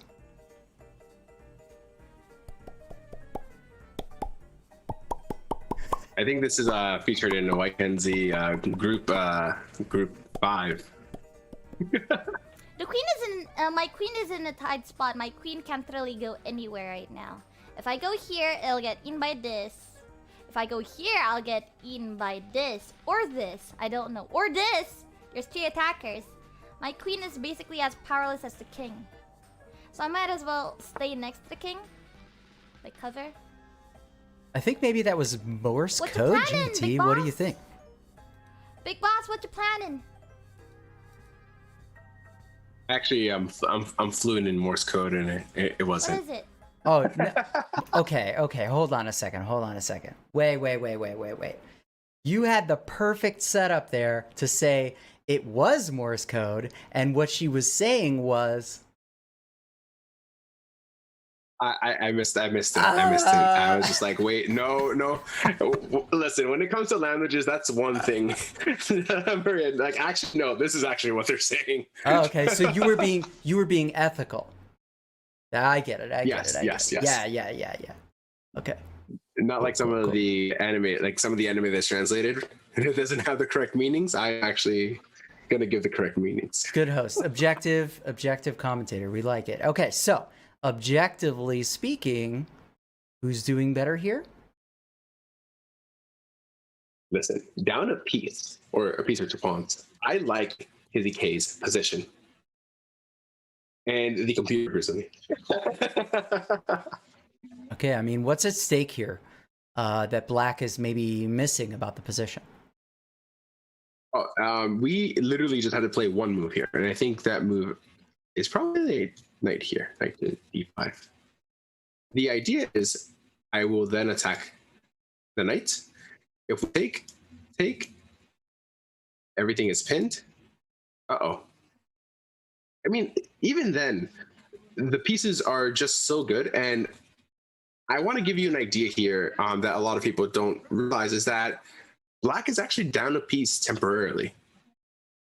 And they're down the h8 rook. It's not playing.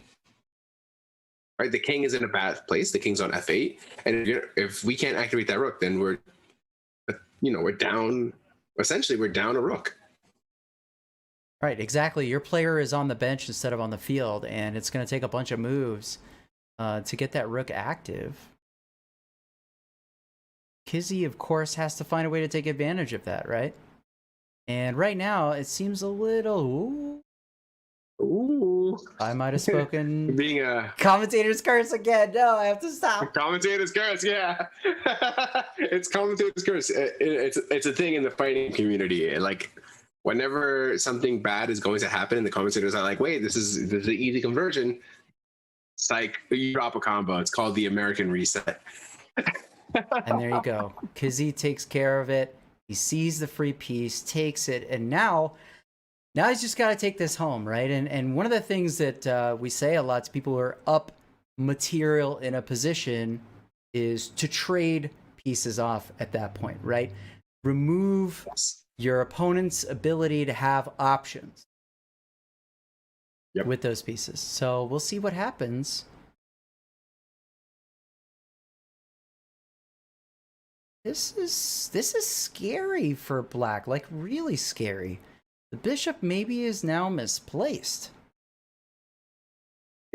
I just hope we don't see knight f5, bishop captures f5, pawn captures f5 because of the checkmates, right? And what I would love to just see the queen here, but it takes with the pawn, then we have mate on the back rank. Oh wow, that's what I don't want to see. That's what I don't want to see.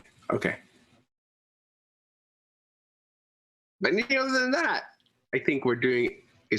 I would love to hear what Kizzy is saying. He's in the driver's seat again. Yes. This is his game to lose.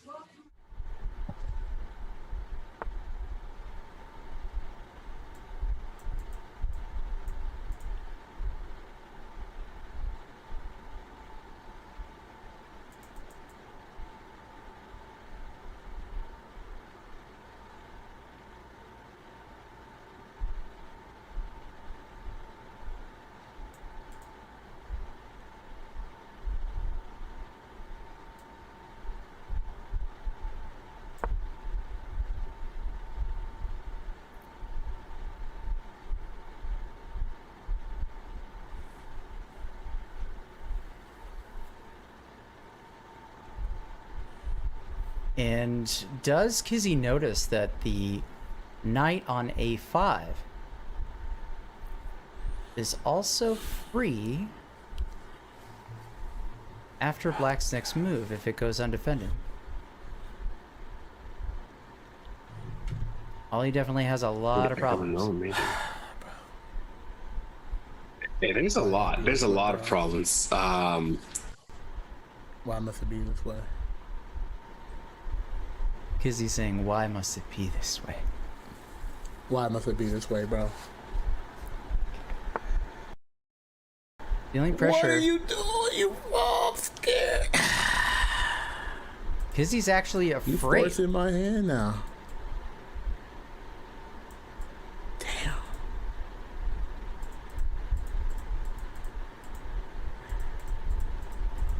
Ollie activating her queen, answering an attack with an attack, so to speak.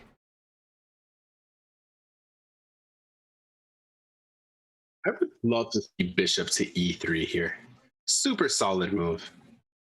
Just develop the last piece. Have no trouble. Maybe play, maybe like if they play g5, then we just play queen e3 and say, hey, I'm fully developed.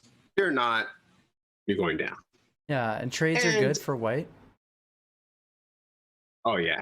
Yeah, trades are awesome. We also have this very juicy piece up here. Could you perhaps go ahead and take that knight and allow queen takes d4? Because after that, then what for black?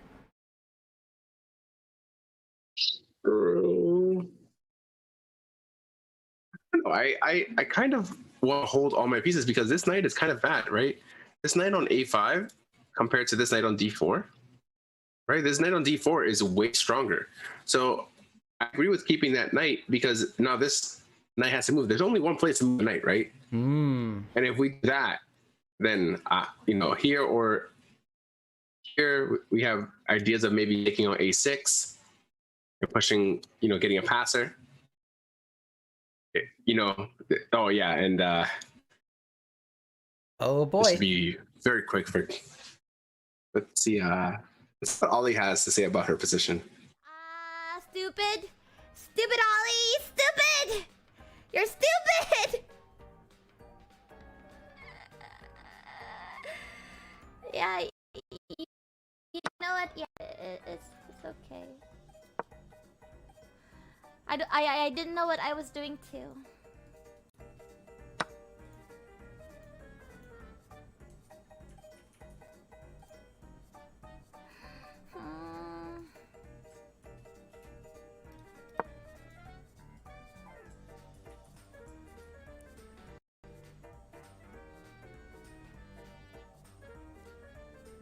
You want to have a queen exchange? You can like move your rook here and then we can have like an exchange.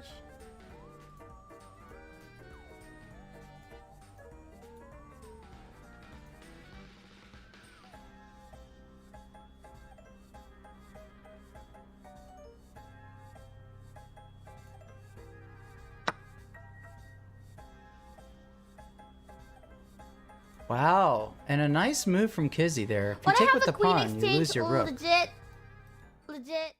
But if you take with the queen, you lose the bishop.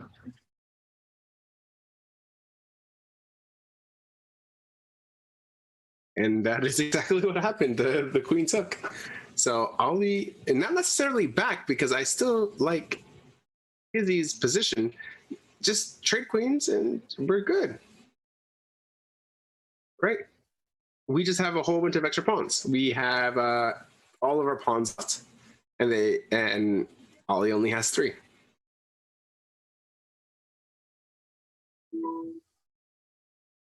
And that's where knowing all these little chess sayings can come in handy, right? Trading when you're up and simplifying the position for yourself to just win with a simple enough plan instead of the most super accurate plan, and just kind of making life easy for yourself when you're winning. Yeah, it's a big thing because even stronger chess players. Oh, wait a second. This is a blunder. Let's look in. Let's see what's gonna happen.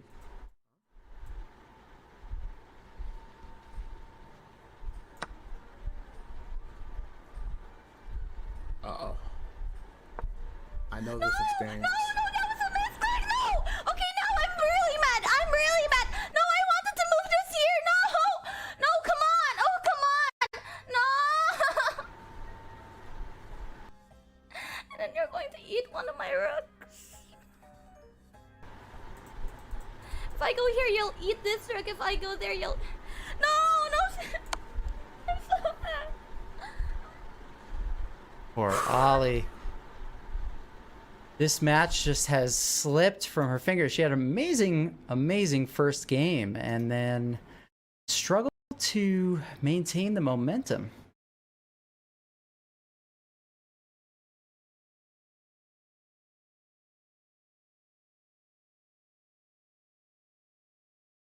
Kizzy just taking his time, patiently working this. And Queen G5. It's almost curtains here. Let's see what we're gonna do. I think I heard Kizzy saying, I understand how this feels. Both players have been very, very sympathetic and showing a lot of respect for each other. I think especially after that first game, and I think they both have a sense that they have been playing quality chess in the opening stage here. And right. ooh, wow. Okay, now the bishop has to block, if I'm not mistaken. Right, only bishop has legal to move. block. Mm-hmm. And then you can block. potentially create some separation afterwards, maybe a queen check on the back rank to separate the king from defending that bishop, and then more free stuff, right? That is true. That is true. We do have to worry about some stalemates. Oh.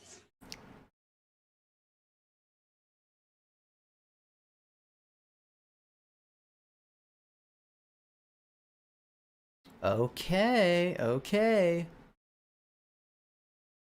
mean, it's never over till it's over, okay? Oh, sure. It's never over Sure. till it's over. And Kizzy still has plenty of material here. You might be flustered by the fact that that happened, but you kind of have to stop and look at the position and just say, you know what? Everything's going to be just fine. Right, and here, a move like knight d4 just seems like crushing because we're threatening a tactic with the rook takes, king takes, and checkmate on the back rank.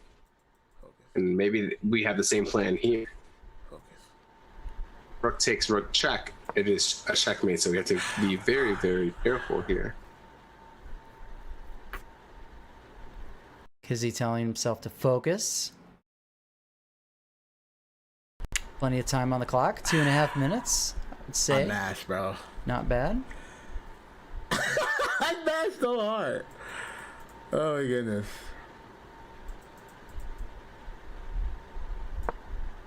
Okay, natural move. Just defend the knight.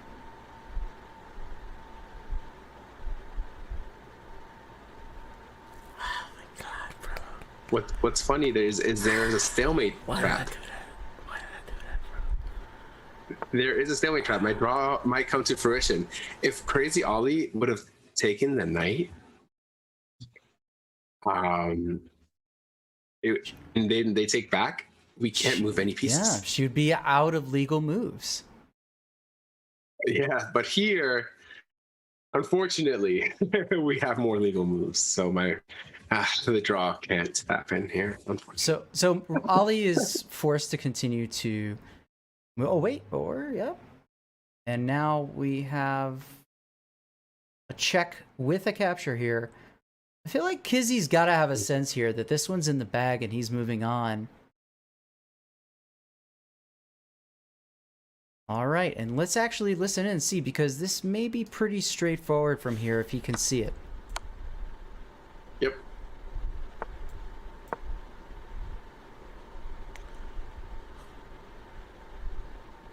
Stalemate is a lot less likely now that there aren't any pieces covering across diagonals that would be difficult to notice when moving, right?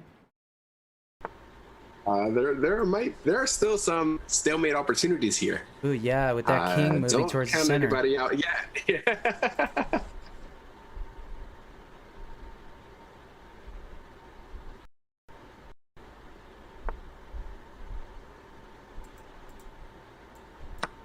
But Kizzie is playing this in almost textbook fashion.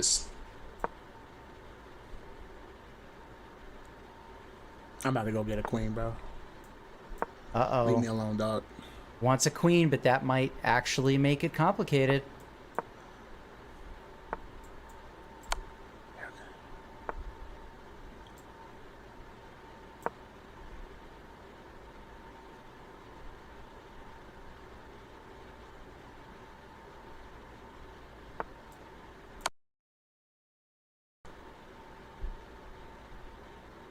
And we'll bring it back to the main board here in what is very likely to be the final seconds of this game.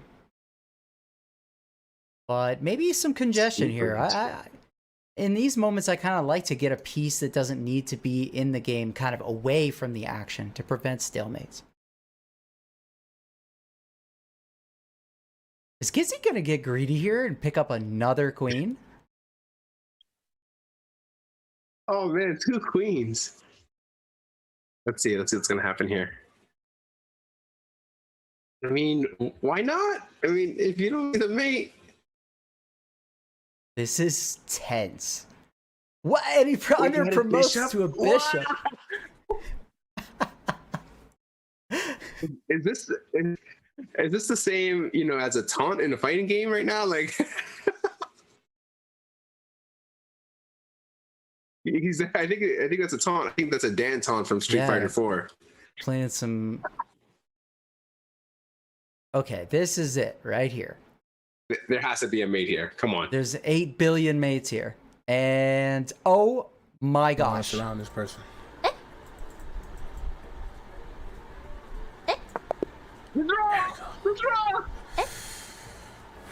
Look at these blunders there.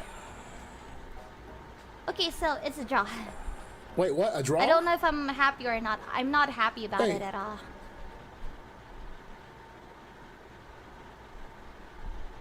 And Kizzy is absolutely. I called it. I didn't know the stalemate rule. Oh no. Wow. We have tie breaks in the first match of Tournament Arc. What on earth?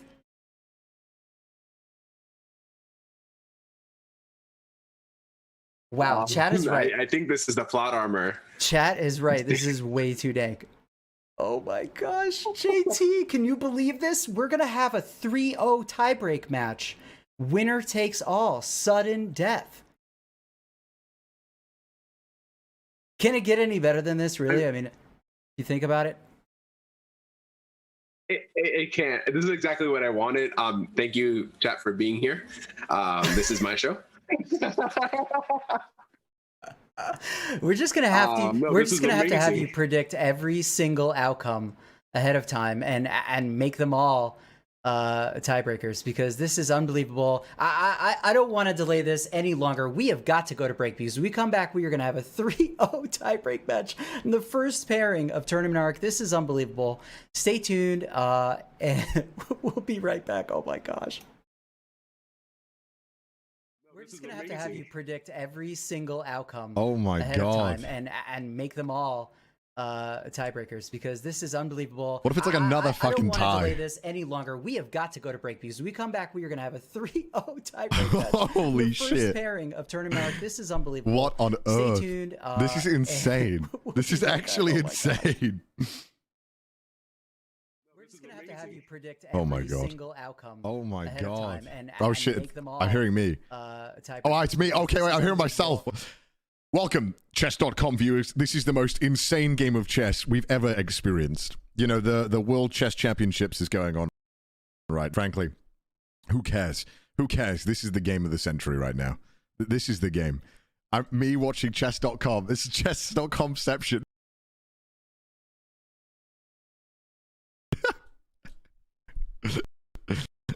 Chess. This is going to go in the history books and Chess.com. This is as the most thrilling game of chess ever to be experienced. This is truly a game of chess not to be missed. This is amazing. This is insane. This game of chess is literally insane. Anyone who isn't here right now is missing out. Bro, this is... No, you can't make this up. This is... This is such good chess. Holy shit. I'm sorry, I shouldn't curse on the Chess.com stream. I apologize, but this is too exciting. My gosh. I think everyone at the chess championships in Russia right now is watching this on their laptops. You know, the whole world is watching this game. It's insane. Insanity. I was here. This is good. I'm very highly anticipating the next one. We see that Ollie has some good ideas. Ollie just panics a little bit, right? Ollie is great though. Ollie does some really good moves, which is really unfortunate that Ollie blunders a little bit here and there. But overall, good stuff. Is it really oh my god. Oh. Oh. This is crazy. This is crazy. I was here. I know. I was here. I was here. This is going to be in the history books. You know, you have Gary Kasparov versus Deep Blue and Ollie versus Kizzy. These are the two most famous games of chess in human history. I'm telling you guys, you're missing out. Why is my mic staying still? All right. This is truly insane. Truly, truly beautiful games of chess. My God. I'm very excited for the next one. I can't wait. Chess.com, why are you keeping us? Give us the next game already. We're waiting. We need to see the outcome of this.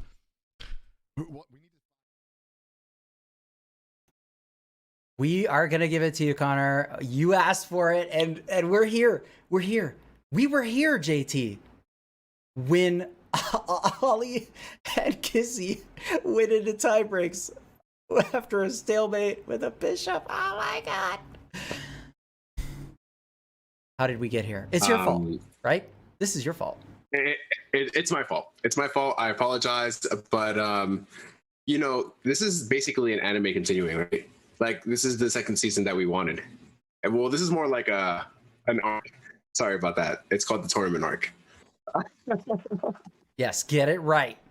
Get it right, JT. We are here. We are here. Tournament Arc 2, and the tiebreak is going to start any second. It is 3 minutes with no increment. That means you do not gain time for moving quickly. You just have to win. And here we go. The game is underway. Oh my gosh. Here we go.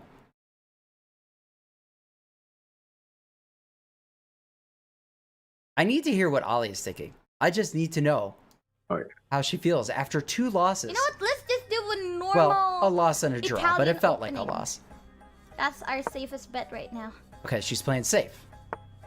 Right, quick opening, developing moves. Yep. Not a lot of time, so moving quickly is good. We're playing at Scotch. This is Yeah, Kizzy, let's good. just play it safe for now. You're pinning my king. Awesome. Okay, the king is not going to go here. Ollie likes that move before. Continuing to make Try you move going that bishop. For a scoop. Let's defend. Uh-oh.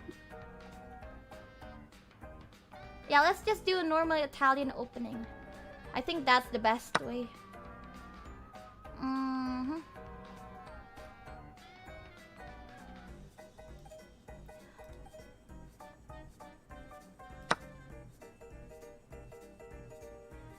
We're practically doing the same thing.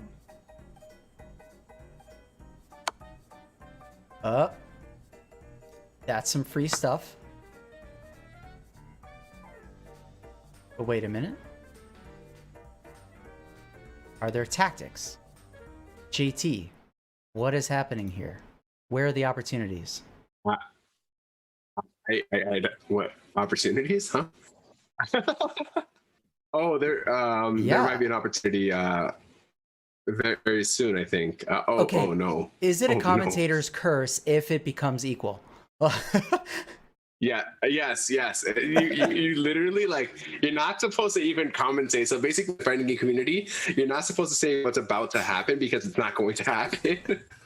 That's literally like, oh, he's just gonna finish his combo. And matter of fact, he's dropped a combo and he lost the game. That's what usually happens. Commentating curse is a real thing. Whoa. Oh my.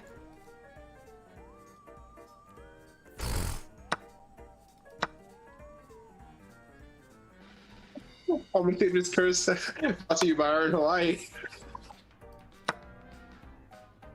Now the king doesn't have a castle to go back to. Awesome.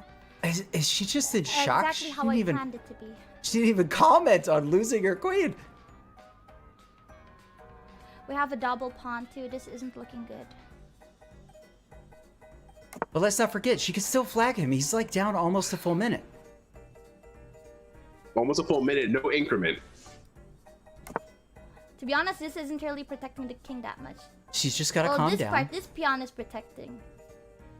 Maybe look at the clock. What can we expect now? I don't know.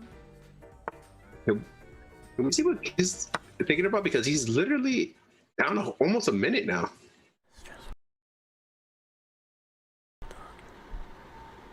He just said stressful, dude.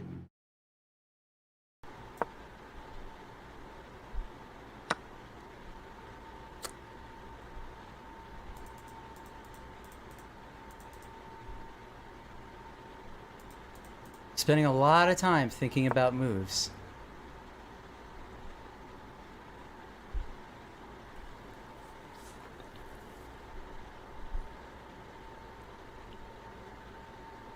Oh my gosh.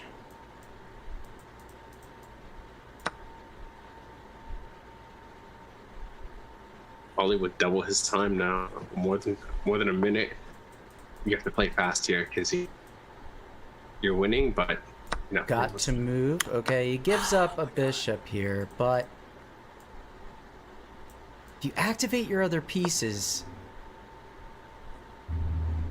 and move quickly, coming up on less than 30 seconds here for Kizzy K. Ollie with a little over a minute. Oh my gosh, JT, this is gonna come down to the wire, man. Oh man, yeah, I don't know. I don't know whose game this is. This is crazy. Oh man, this is okay. Getting crazier by the second. Oh my gosh, what's happening here? Wild. I am literally not even going to talk about the chess right here. I'm just going to say I hope they have a good game.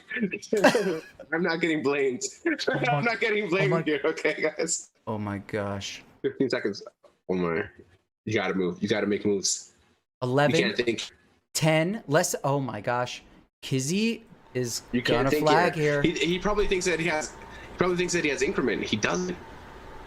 Oh no. 3 seconds. Go. Move. Oh no. This is it. He only gets like 3 pre-moves. And that's it. It's over. Wait, does this count as a win? Is this a win? Is this okay? No! Is this okay? What does this mean? I don't know. Oh no! What does this mean? Oh What does it mean? Oh no! What does it mean? It's time, bro. Oh man, Kizzy knows that it's over, but Ollie, baby, is just in shock that she's done it. She's come away with a win in the first match. Wow. Wow. Ollie is going to move on to the winner's bracket, and Kizzy moves down to the redemption arc. That's it.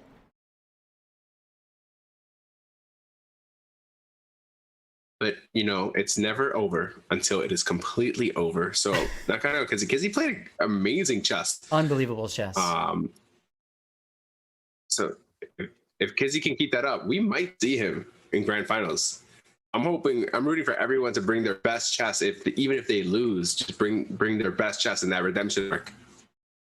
Yeah, and we'll find out from the players right now how they feel about the paths that they will take moving on in Tournament R2. In just a few moments, we're going to have our first post-match interview with Kureiji, Ollie, and Kizzy K. So stick around. Do not miss this. We'll talk to the players in just a few minutes. Ollie won that.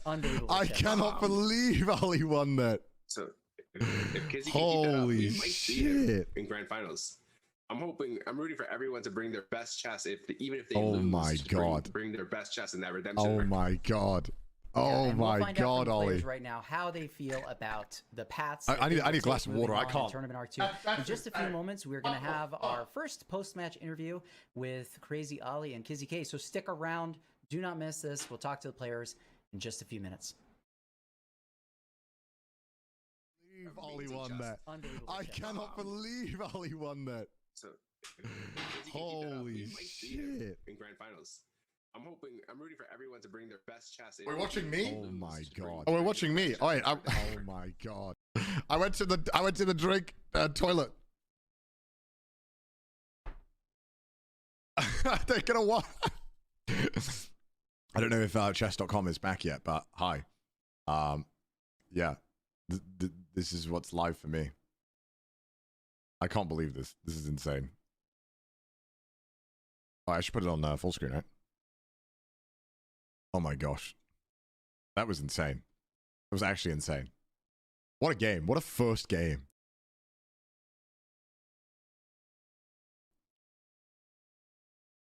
Oh, man. I'm so proud of Ollie.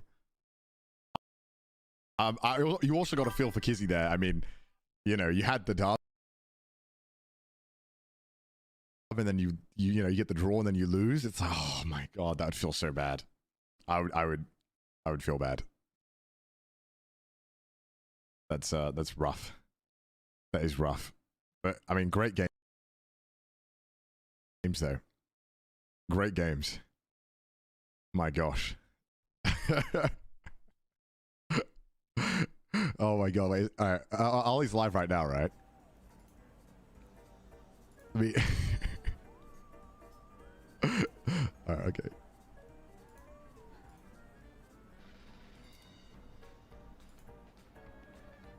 I mean, I'm sending a super chat right now. I can put my fucking card details. I want an Apex. I want an Apex so bad. I want an Apex. I want an Apex. Man, come on.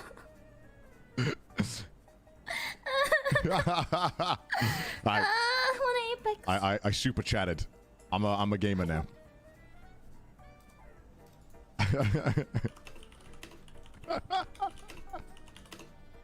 That was so good. Oh my God.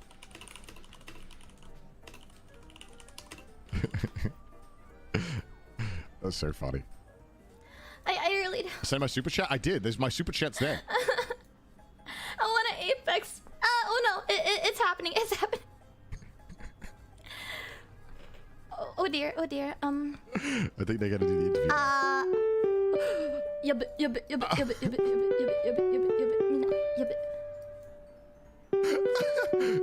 What is that? Is that Zoom?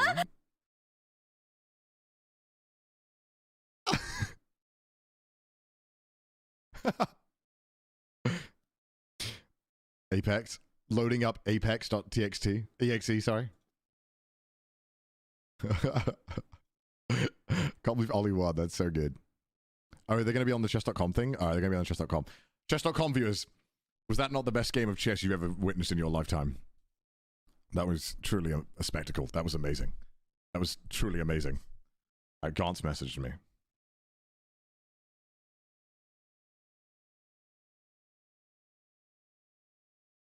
Actually insane. Oh.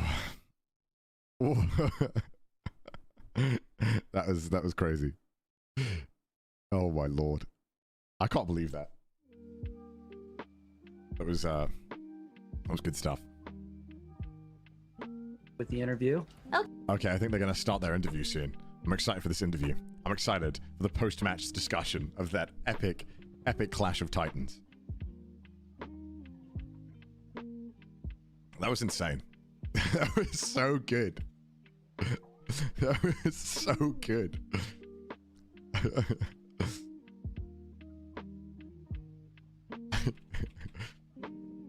I've got a tweet. I can't believe I just got to witness the most exciting.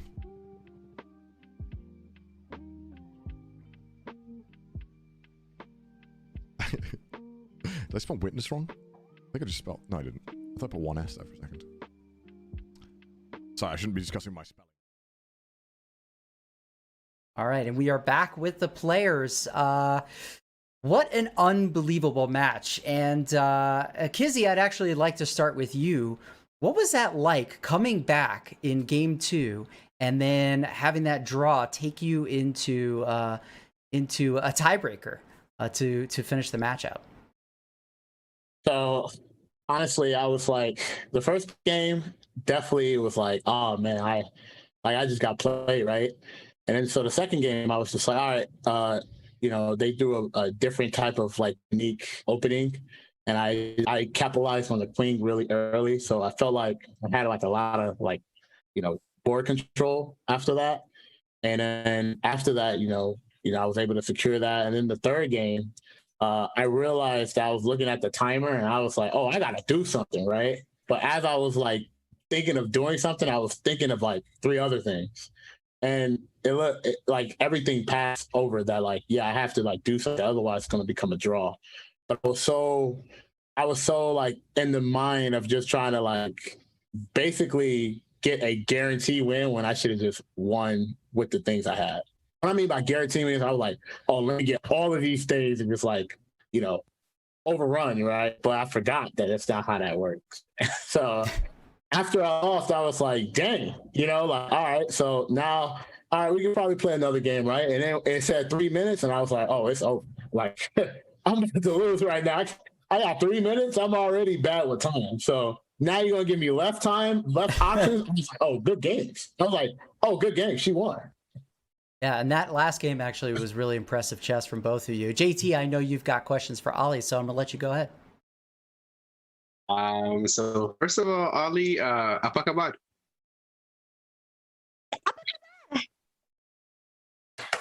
Salamat. Thank you. Terima kasih. You played amazing chess.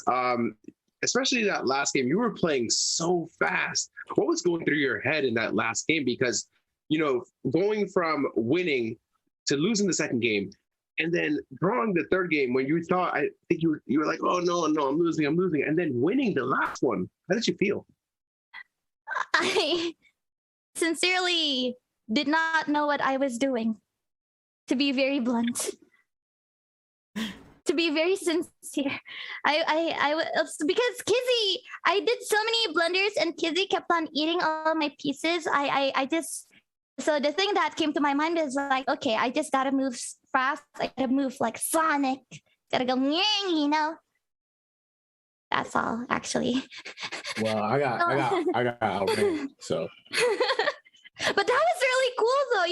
You kept on eating my pieces. You kept on trapping me. I did so many blunders.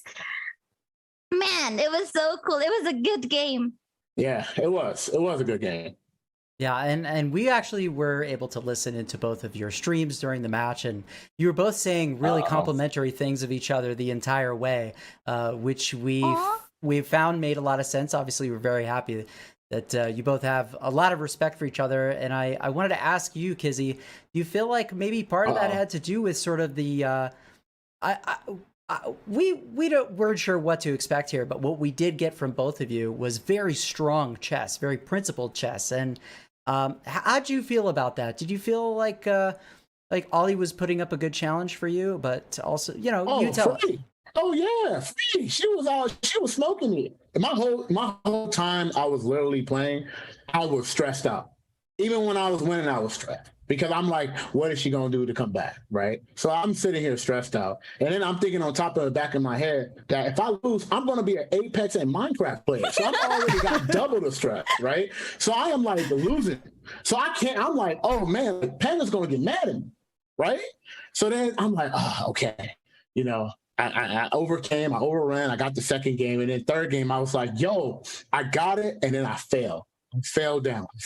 She got away, and we went to game 4, and she was Sonic, and I was still like revving the engine, you know, and I just got overran with the speed, and I just couldn't keep up, and I got outplayed. And JT, I wanted to ask you, obviously, Ollie did what she needed to do to secure the match, and she's going to move on to the winner side of the bracket. Her next opponent will either be Tectone or Rustage. You're very familiar with both of them. What do you think Ollie needs to do in order to prepare for that next matchup? I think you need to believe in yourself a little bit more. You know, you're a good player. We saw a lot of principled chess, and I really complimented you during the stream because you were able to find really good plans and ideas. Focus on getting a little bit more familiar with the opening and being confident in your ideas because you had great ideas in the middle game. So it really surprised me, you know, so congratulations on the win. And I hope that we'll see more good chess from you. Thank you. I'll try my best. And I've some words for Kizzy. Kizzy, yeah. I really like you played really good openings. You played solidly. You try to get, you know, the center of the opening, and I was really impressed by you. So even though you did win, like, you're still a winner because that was tough. That was great. Well, I want to thank, you know, you and Anna for actually just, you know, just sitting there, just basically taking the time and kind of like helping. And like I said, like, I'm really one of those learners that need to experience type of thing. So the more I get experience, the more understanding what decisions I have to do, right? So as I was playing, I felt like I was gradually getting an understanding, even when there was stuff that was kind of like new, but I still kind of remember the principles of what I needed to do and like what game plan I wanted to run, right? So even though I lost, I actually had so much fun, and it actually makes me want to play the game more. So I actually ordered me a chessboard earlier today. You're hooked. You're hooked. We got him. Definitely is going to be something. So you definitely got me. You know, I also downloaded. I got Origin, so I got Apex downloaded too. And I don't know how much Minecraft costs, but like, you know, we gotta figure that out. And yeah, so I'm learning 3 games now, right?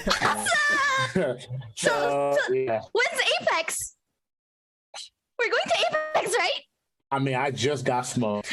I gotta breathe. You know, I gotta go out and I gotta go, you know, think about this. I gotta play the Minecraft theme. You know, I gotta let it marinate. You know, right now it's still marinating, but we definitely gonna play. I promise. Well, you'll both get a chance to breathe. Yeah, you'll definitely both get a chance to breathe because your next match won't be until Thursday next weekend, and we wish you both the best of luck. Maybe you'll get some extra coaching sessions in with Anna Kramling or others, and we will bid you adieu for now, and we'll see you again on Thursday. Great chess, guys. Yep, thank you. Thank you. And there you have it. Both Kizzy K and Ollie will be moving on, and we will see them again on Thursday. And we will know tomorrow after the match between Tectone and Rustage who they will each be facing in their next matchups. JT, wow, what a result, right? It was a match. It was quite a match. It was up, down, and I didn't expect it to be so up and down, but this is what I wanted, and I got it. So I'm very happy to see this. It was amazing. It was the best match we could have started with, honestly. Great way to start tournament arc. And up next, we cannot wait any longer. They have the players have been very patient here as we've gone into tie breaks and had our interview, but it's time. We're going to flip the coin and we're going to see between Sajam and Esam, our next pairing, who is going to start out with the white pieces. And all right, Esam is going to play white in the first match. We are going to go to break. And when we come back, game 1 of our second match of the day, Esam versus Sajam. FGC on FGC. Here we go. See you in just a moment. He's going to start out with the white pieces. And all right, Esam. What are their ratings? I actually don't know. I know that Sajam is like 1,000, I think. To break. And I don't know what Esam's rating is there. Game 1 of our second match of the day. Esam versus Sajam. FGC on FGC. Here we go. When is your game? I'm not playing today, so they're only doing 2 series a day. Oh, it's me. Okay, I gotta. All right, I gotta. All right, Esam. All right.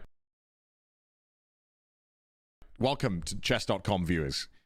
I'm here to scout out my competition as I'm playing tomorrow. The either the winner or the loser of this game. I don't know. I just need to have a look just so I know what's going on. I'm sure Garnt is watching too. Garnt, if you're watching this, better lose to me tomorrow. That's all.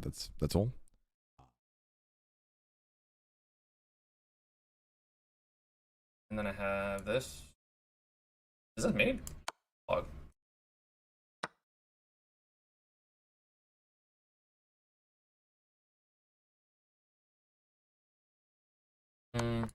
Oh, they can go that way. I mean, I still take. Then I get out of there, and then I can. It's gonna yell at me. I think I go here. Then I take. Okay, I'm back over 1900 with puzzles. Woo!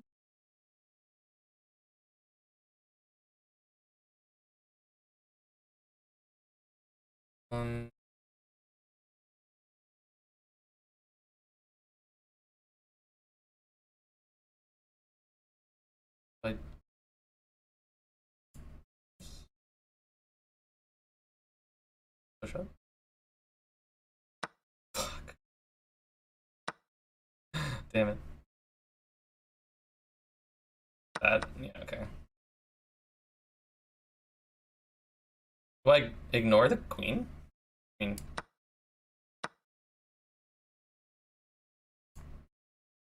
Oh, because I push, because then I... Yeah, okay, that makes sense. Anyway.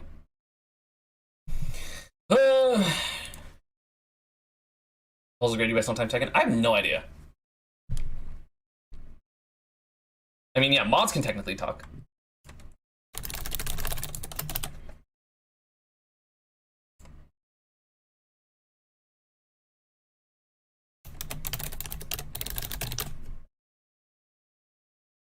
Alright, I'm gonna turn my music back on. What music do I want to listen to?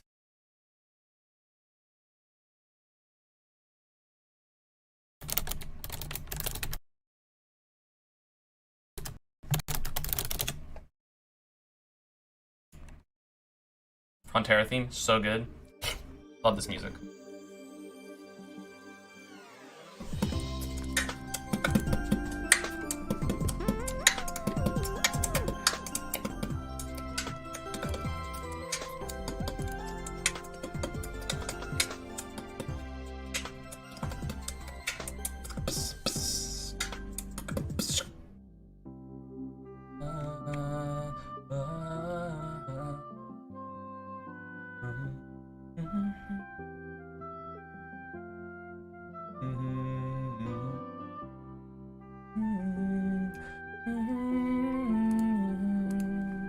I'm humming because I am nervous.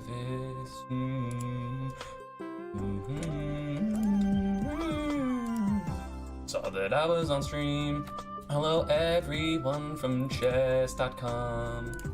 How are you doing? That match was kind of insane, and Kizzy threw, which is unfortunate because I'm on the same team as him. I don't know what else to say.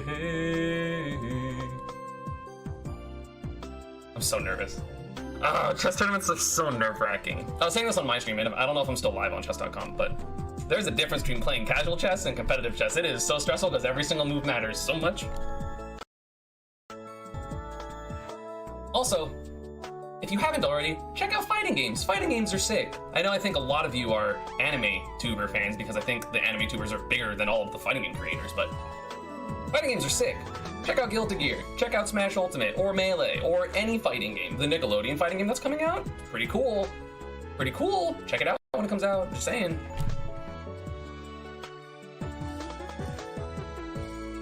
Hello, now it is mirrored, but I'm muted, so it's okay. City of Frontera, let's go! Ragnarok, baby! So I think, for those of you that aren't aware, we have an 1100 rated, and I think Sajam is like 780, so hopefully that works in my favor. I know I play white first because I was watching the main stream when it showed up, so. I'm stressed. I'm really fucking stressed. I should not have cursed, but it's okay. That was hilarious. Welcome back, everybody, and it's time. Let's just get the first game going while you and I chit-chat a little about reminding people of the format here. This is a best-of-3 match between Esam and Sajam, and so the first player to get to 2 points will win the match. They're going to be playing 15 minutes on, or 10 minutes on each of their clocks, with a 5-second increment per move. And JT, we got a different set here of players. They both have practiced a lot and gotten lessons from really strong chess players. Esam from his compatriot over at Panda Global, Anna Cramling, master chess player, and then Sajam from myself and from the one and only international master, Danny Wrench. This is going to be some strong chess. What do you think? Are you excited for this one? I'm so excited. This is going to be crazy. The first one, the first round, sick. This round is going to be even better. I think it's just going to complete the whole day. I'm waiting, and I can't wait enough. I'm going to the games. They're playing fast. They know what they're doing. Esam with 1111 elo, and with Sajam going, that's a great name. 753. But I'll say, man, like if you look at Sajam's game history, you're going to find that 753 may only be due to the fact that he just hasn't played enough games for that rating to really reflect what I think is his true strength. These guys are going to be way more evenly matched than it looks on paper. Yeah, we see some open stuff, the knight's out, the bishop out, and very quickly, within the first 30 seconds of the game. And now what, right? Now what should we black play? You got to get your pieces out as well, right? You got to get your bishop out. You got a castle. Got to get your other bishop out, right? Super simple. And you're absolutely right. You're playing all the right moves. Yep. And let's see. We haven't had a listen to Sajam yet, so maybe we'll start there and take a listen, see how he feels about playing black in this first game. Yeah, I don't know if I should castle the same way, but I'm gonna.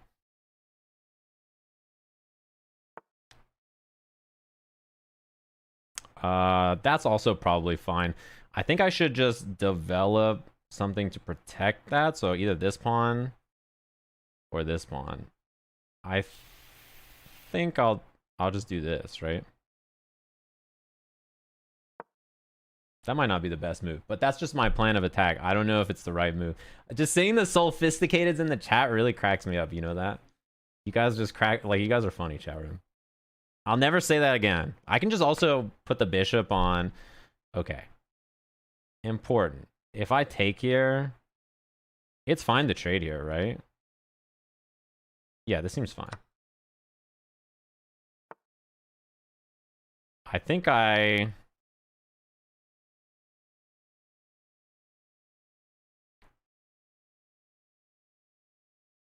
kind of feel like I should just push a knight now, actually. Because my knight doesn't really need to defend. It doesn't attack this piece anymore, really. I could also just bring this out on the diagonal. That also seems fine. I kind of want to move this pawn at some point, too. Sajam's doing okay so far. He's talking himself through the opening stage of this game here, and he was worried about those two pawns, and maybe they are awkward, but is it necessarily a bad thing right now for black? Not at the moment. Those pawns could be good with a center d5 break, maybe saying I can play c6 d5 and maybe put some pressure with c4 at some point, and then you're gonna undouble pretty easily.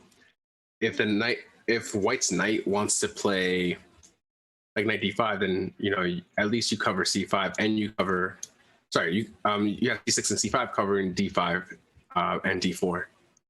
Yeah, maybe really important squares. Move that doubled pawn towards the center. One of the main breaks here is just to play d4. So if we can get that in, especially with the bishop here, it looks like a pretty good plan. So these doubled pawns aren't necessarily bad right now, but in the end game they could be. We definitely got some Sajam fans in the chat. I see those animated emotes. Hello, everybody. Welcome. Got the FGC in the house right here. First match between Sajam and Esam. Esam is I would just say a legendary Pikachu player in the Smash game. I think best Pikachu in the last 10, 11 years. But Sajam's also been on the scene for about the same time as a commentator. And just generally awesome ambassador of the fighting game community. And also kind of holding his own here so far in the game against Esam, who's actually been a premium member of Chess.com for over a year and very active, I have to say. Ooh, I did not know that. Okay. I'm probably the best fox in my neighborhood, so I have that going for me. I mean, that's a big neighborhood. That's like Brooklyn, man. Yeah, I can do some combos. I can do some fox combos. You say neighborhood like it's a small thing, but maybe, I don't know. Maybe you talk Esam into a Smash stream. Oh yeah. When he's done with this, I'll show him something. Uh-oh, we're gonna have to talk about that during the interview. All right, but back to the game. I like here. this knight g5 idea. I like knight g5, and the idea might be just to play f4 because this is one of the only breaks white has. White has, when I talk about breaks, I'm talking about pawn breaks, and what those are moves that can change the position and open up files, right? Once we develop all of our pieces, now we need to find a way to attack, and the easiest way is a pawn break. And I actually would have appreciated if this knight actually went to h3 to support this f4 break. Because if they want to stop this f4 break, then they have to play g5, which is an extremely weakening move. And then we can maybe play f3, knight f2, king f, and then bring this rook over somewhere and attack. And play h4 and really mess up the black's king's position. Yeah, and maybe Sajam is measuring that right now and saying, you know what, like maybe I need to be patient here, right, and see what Esam does. Mm-hmm. And let's take a listen again to Sajam and see how this is going for him so far. Yeah, that is a problem. I stopped defending this pawn, which I should develop this. Yeah, I'm just gonna develop my queen. Man, I'm so down on time. I just probably should do something. Okay, plan of attack. Develop the queen. Probably get the rook out from there. This bishop is just stuck, so I kind of want to move my knight here. Just even if it's not great, I should probably just free up this bishop to do something because it's kind of stuck. All my pieces are kind of in a bad spot, I feel like. That's fine, right? If knight takes, then bishop takes, and then I'm not in that bad of a position, am I? I guess he takes with the pawn, and then he can push the pawn. I could just retreat the queen, or I could move it forward.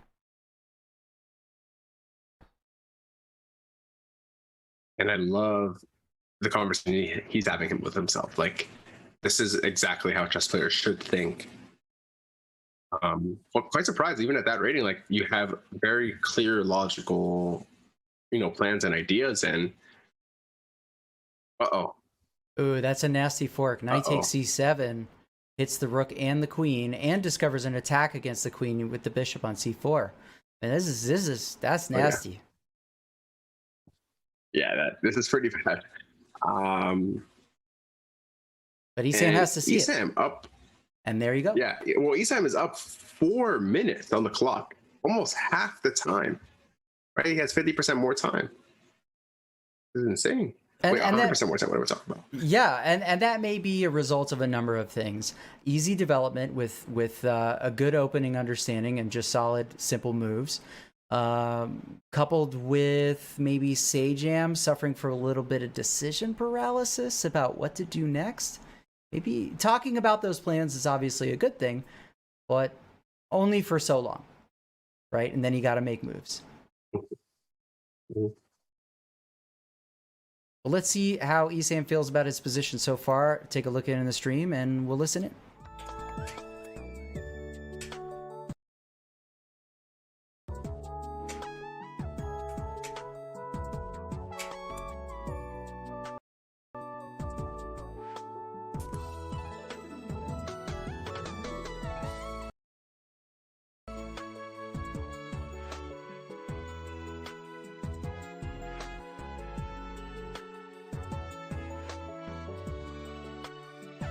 He's jamming. I think he's taking musical cues from Crazy Ollie. Might be the good luck charm. I mean, I was jamming too. I was like, oh man, this is. I gotta add this to my playlist. He's doing all right, and yep, making some patient moves here. Uh-oh. Is Sajam's queen starting to run out of squares here?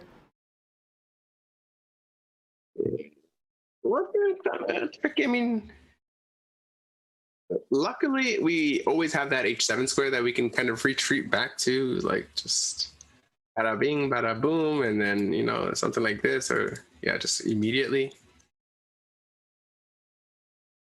Yeah, but you kind of put a nice important piece to your attack plans on the bench.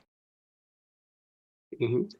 Now this is a very, very important moment for white, and something that a lot of players don't realize is that this h pawn is now a passer, and this is huge because okay, the pawn here is not very important, but if this pawn gets to the 6th rank, you have to start paying attention. If it comes to the 7th rank, it ties down a piece. Wow, let's see if Esam can break through the jams a little bit. If this bishop stays here, I do have to look out for it later, because I feel like I can fall into a checkmate or something, and I really would like that to not happen. And this pawn is now pinned, so if Sajam moves here, I have to take, because I just have to.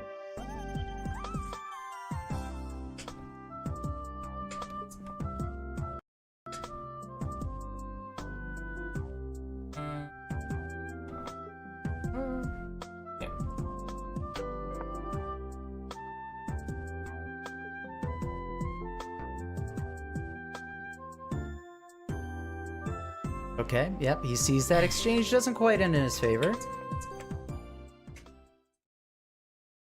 Doing a decent job of just checking on the end of an exchange, making sure that it's either beneficial or dangerous. And honestly, this, you can't have. Okay, there is one plan that's Sajam needs to see here. I think seeing this idea of knight to h5 and then knight to f4 could potentially be troublesome. Of course, you always have 98, but they have to find it, right? Right. But then we can also take with check because the queen is pinning the pawn. So you have to be very careful, right? And the king might get a bit looser. And in situations like this, then a move like knight d4 might be extremely strong. And this pin, I mean, if you were going to play this pin, then you should have played, instead of queen g6, when you played it, you should have played queen to h5 before, right? Because now you wasted a move, you gave your opponent an extra move. But something has changed in Sajam's, calculation, where it's like, okay, this has to be the best square for my queen now. Maybe true, but also something's got to change with his time management, or he's going to let this first game go just simply on the clock. Let's see if he's aware of that.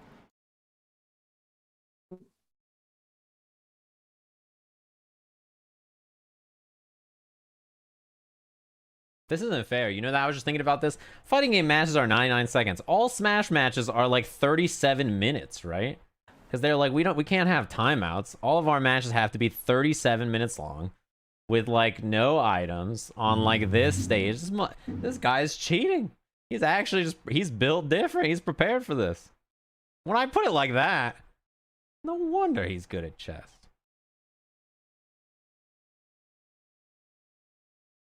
What if all the pieces were queens originally and some Smash player was just like, we can't have that. Now we got to make an arbitrary list of rules that these pieces are allowed to do because your queen beat up my queen and I don't like it. That's cold.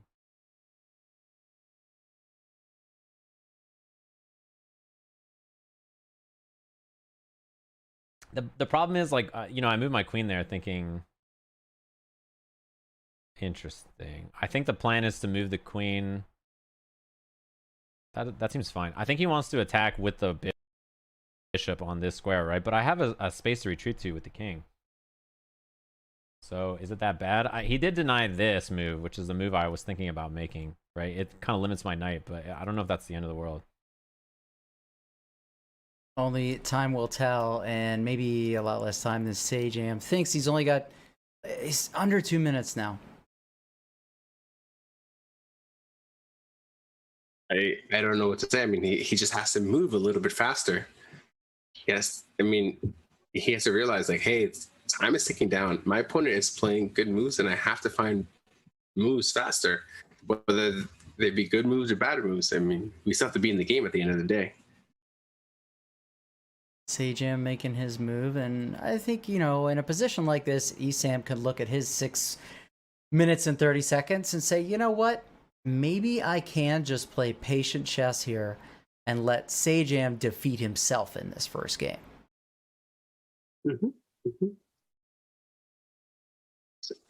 So to go off of that, and when you know your opponent's in time trouble, you don't want to make it easy for them, right? So they played knight a5 for a reason, to try to trade off this knight for a bishop, right? And if we just play bishop a2 here, now they have to find another plan. Now what are you going to do, right? And if we can play to that, where they have only 1 minute and 30 seconds left, go ahead, it's your move. And bishop a2 is not a bad move either, right? That's very smart. That's the kind of move that I would play in blitz. Very smart, very smart. Yeah, patient chess here, and okay, he's maneuvering his knight, saying queen trade's fine. We'll trade those things off. That'll be one less piece I have to think about on the side of where my king is castled, and still he's saying, you know what, this is on you. I mean, look, he's even saying right now, maybe in gestures like, your move. What are you gonna do, Sajam? Okay. Let me stop messing around. I just have to remember. I literally just have to remember this whole fucking time. Yeah, he declined the queen trade.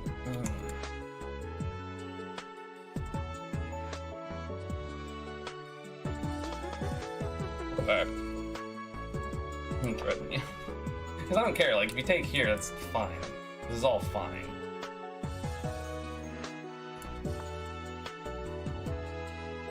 Push. There's 2 defenders. And 2 attackers, 3 defenders, so this is fine. We got to the same position with the same amount of time, and I would love it if white found this really, really nice move, queen to a4. With the pin, the knight can't be defended, so it just looks winning. And if you take, we have a check first. But wasn't found. But at the same time, you're up so much time that any move you make should be winning. And time is a piece too, right? You have to calculate the amount of time that you have. And the other thing that I just noticed about Esam is these last few moves have come very quickly. He's already thought about the exchanges before they occur, so that he knows he can just take. And the pressure continues to be on Sajam's clock and not his own.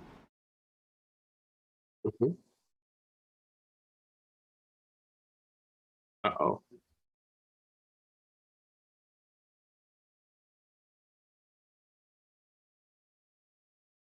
Wonder what Sajam is thinking here with these moves. This is interesting. Does he have a plan, or is he just throwing material out there and hoping that something an opportunity arises?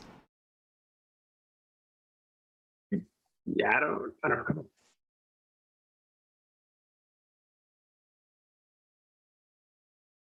He has so much time. Ah, he has so much time. That's fine. I think I have to do this, which loses me the bishop.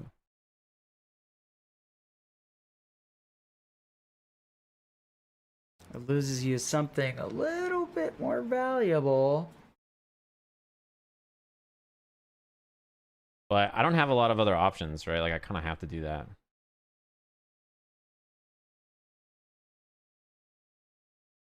Okay, and we'll see where. Oh, Esam takes the I think I should bishop take rather this. than the rook.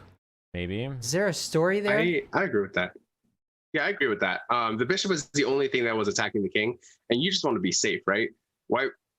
The bishop could take on f3, and then the queen can take on f3, and it gets kind of scary. Why even allow that? Hmm. And here, if Sajam is not careful, we have queen to e4 check,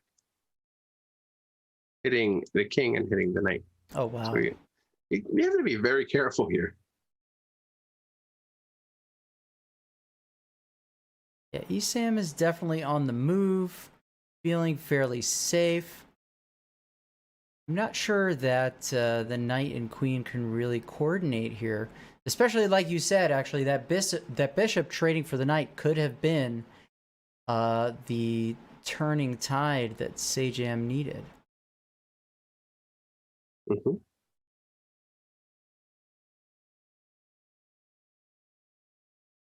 And right here, we have 3 connected passers. We have the pawn on a3, we have the pawn on b4, and then we have the pawn on c4. So here, even if we lose a piece, we're already up a piece because these 3 pawns are going to roll. They're future and queens. If we have 2 connected passers on the 6th rank, they are worth a piece, and it's going to be a piece of our choice. And if Sajam wants a stalemate, he can get a bishop, right? So, never forget. Can we see what Esam is saying? Yes. Because or singing. Yeah, this is looking as crazy. it were. Or singing, yeah. I just have to not throw, 'cause I'm winning by a bit. Can't let you.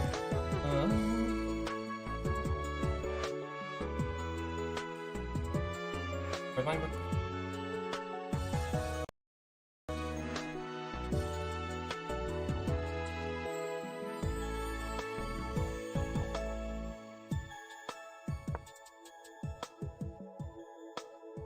This feels like the outro music to an anime.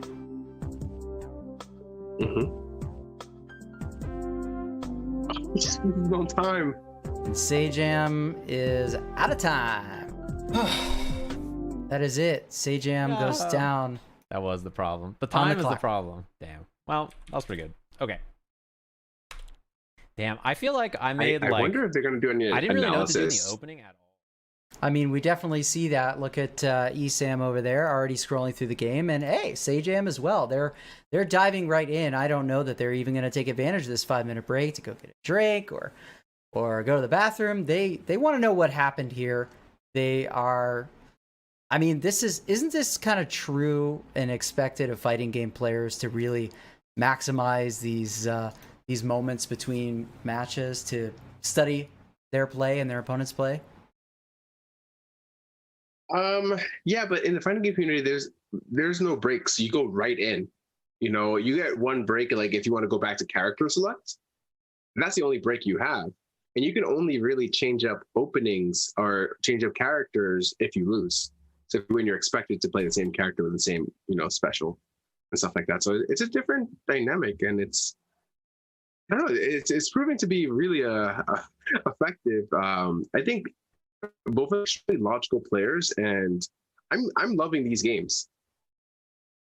Yeah, same. It's not a wash either way. Yeah, absolutely the same. And I feel like maybe, who knows, maybe the benefit of being able to analyze where you maybe can't in the FGC is something that that might really help Sajam here. So let's take a break, and we come back, game 2 of Esam versus Sajam, Tournament Arc 2. Coming at you in just a moment. I think I did fine until that right there, to be honest with you. I played, like, I didn't really know exactly what I was supposed to do here. And I've never faced this. So I think I did okay up until this point. Yeah, this is a problem. Yeah, he is. The thing is, he is a better chess player than I am, right? He's played more and he's better and he has more experience. So especially in positions like this, I don't really know what to do very much in a lot of positions. So I have to sit and think, right? That's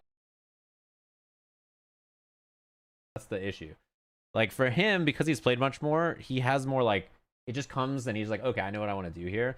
So I know time is going to be a factor. So I should probably just make my moves faster, even if they're going to be wrong, is the way I should do it, because I need it. Yeah, I got my queen stuck too. He just what's it called? I also think I had one good moment where I had like this. Wait, let me look. Is there something better I could have done over here? No, right? I'm just losing super bad here. Yeah, I don't have any moves.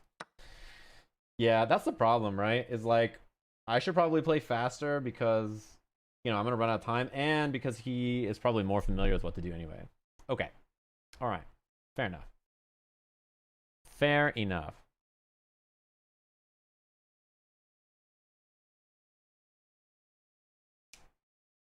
Yeah, to be honest with you, most of the trades that I was thinking about doing, or most of the trades I didn't take were not because I thought to myself, I don't want to take this trade. It's because I didn't think about it. I was too busy thinking about developing pieces and not thinking about taking pieces on the board. Does that make sense?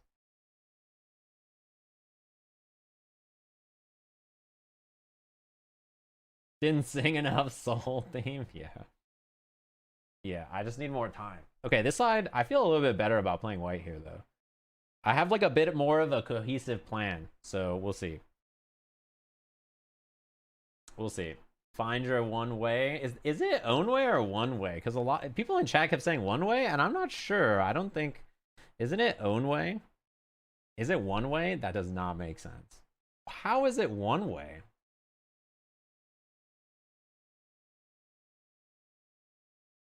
What? It's find your one way? It's Guilty Gear lyrics? That makes when you put it like that, that makes perfect sense.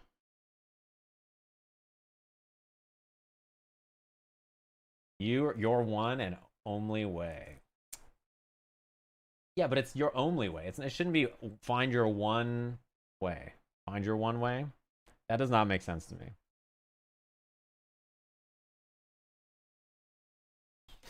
Find your one way as in find your own one way? No, that doesn't make sense to me. It doesn't make any sense. Okay, I've got a plan on this side, though. I don't want to... I'm just like... it's kind of in my brain already. So at least in white, he usually plays the same opening, right? So it's a little easier on this side. But that's not to say that my prep time will help me too much. But I do have a plan. STP is the way. Play the disaster of passion. Dude, imagine these poor chess commentators. Like, all right, Imagine these poor chess commentators. Indeed, we are back. And I will say, however, that I'm feeling what Sajam was just saying during his break on stream, that he's going to collect himself a little bit.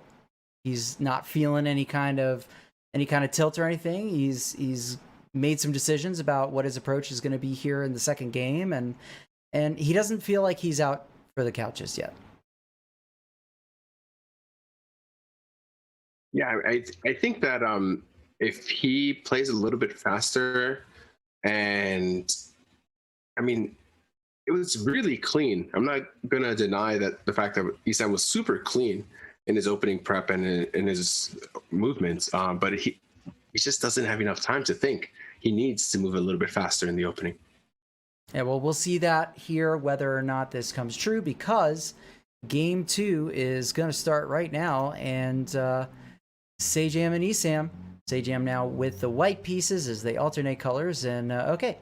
E4, D6. I feel like actually in Danny's lesson with Sajam, they talked about this, and it's going to be interesting to see if Stageham.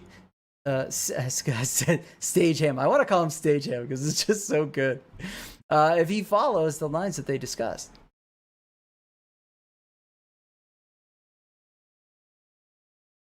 Okay. But yeah, quick moves. Yeah, good lines. These are good lines. So far, Sajam is making good on his promise to move more quickly. Although now, yeah, this is probably, in my mind, would be my first think. All right, like, he's in my house. Like, what do I do? This is one of the lines that I recommend for white against the Peered setup or against the modern defense. So glad to see it being implemented here. Okay, and now you wonder, take back with the queen or the pawn. Takes back with the queen. I like taking back with the pawn, actually, in some lines, yeah. And then playing bishop e3, queen d2, and then potentially using your rooks to get onto the h1 and g1, move your king to f1 and attack.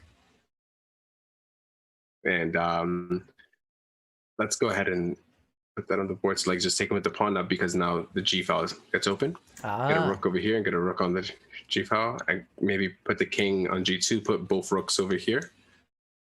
And then bring the king back, and now you have a huge attack. Wow.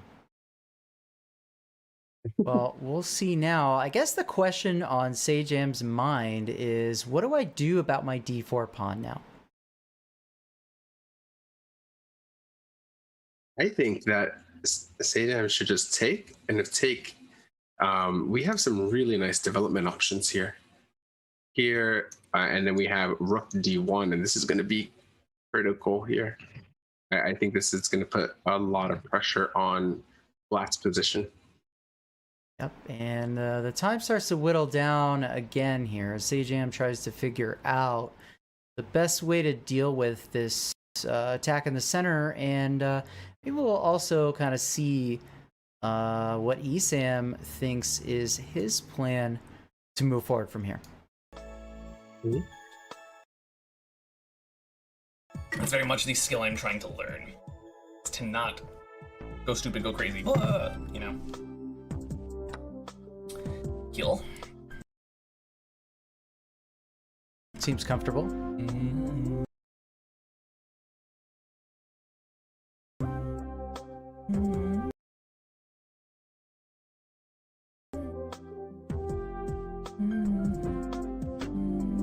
I started him to like put his rook here or something, and I just like move my queen. That's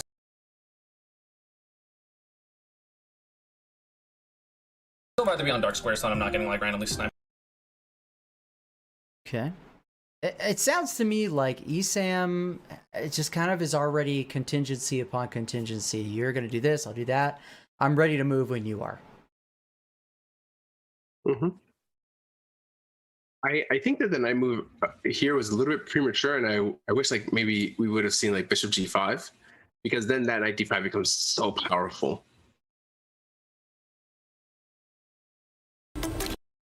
But this is not a bad way to play it either, because our bishop has a little trouble developing, but I think the natural square is maybe e2, and then we try to take control of the d file, right? This is one of the plans here.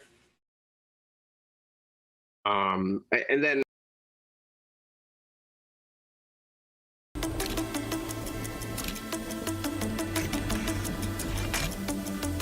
f5 needs to happen maybe, so maybe just click king over f5. But we need to get our pieces active. We need this rook to get some life. We need maybe something like this here, or actually maybe not even that. We can just keep this rook here, maybe bring this rook to d file or e file. Yep, and Esam move is the beginning of this plan to get the rooks into the game here. After maybe knight b6, I attack your bishop, you have to move. Now I get my rook in place. I'm happy to trade.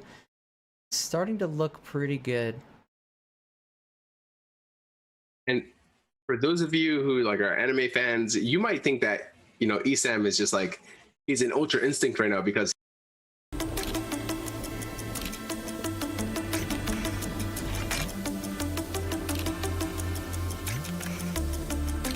just playing really, really fast chess. But if you notice, he's actually thinking on his opponent's time. And it's a concept that even some tournament players don't really understand. It is your job to sit at the board and understand the moves. You shouldn't get up from your board unless you absolutely have to. Make sure you understand your position completely and work through everything. And so the time that Sajam is thinking about it, Esam is also thinking about it. And so when Sajam moves, now Esam's like, okay, I just spent 2 minutes thinking. I don't have to think anymore because I already saw this plan. Yeah, and he's not having as much trouble as he did in that first game on the clock. Sajam is still hanging on here. A deficit, but not nearly as deep as before.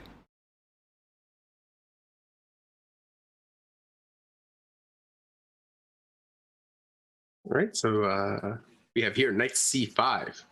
Knight c5, not a bad move. I actually quite like this move. And trying to get the bishop pair back, or say, hey, you can't have this bishop pair anymore. And the reason the bishop pair is pretty good is that in the end game, they're long range pieces, and if there's play on both sides, the bishop is the better piece in the end game. Although knights can be extremely tricky. So let's see what happens here. Let's see what Sajam wants to do. Actually, can we listen in to see what his line of thought is and you read my mind. His game plan is. Right? There's nothing. I guess the queen can take, but this is still, I think, good for me, right? I should just take with the. Yeah, I think I should just take. Because even if the queen takes after, I don't think that's that bad for me. Yeah, I'm just gonna do it. I don't know if it's the right idea, but I'm gonna take it. Because now I'm not immediately under attack there anyway. Okay.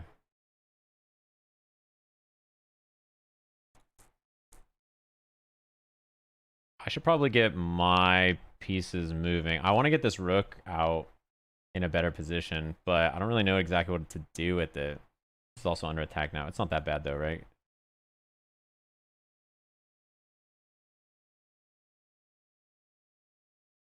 Yeah, I need to start getting some pieces forward, I think. I'll just do this. I don't think it's the best move, but I think it's okay. I just don't have that much time.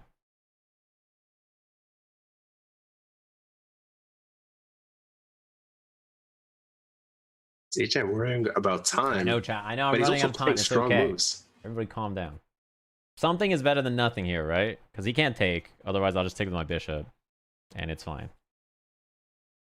So he has to push something else on the board. He either has to move his bishop or he has to try to like get his rooks in the middle of the board, which is also still fine.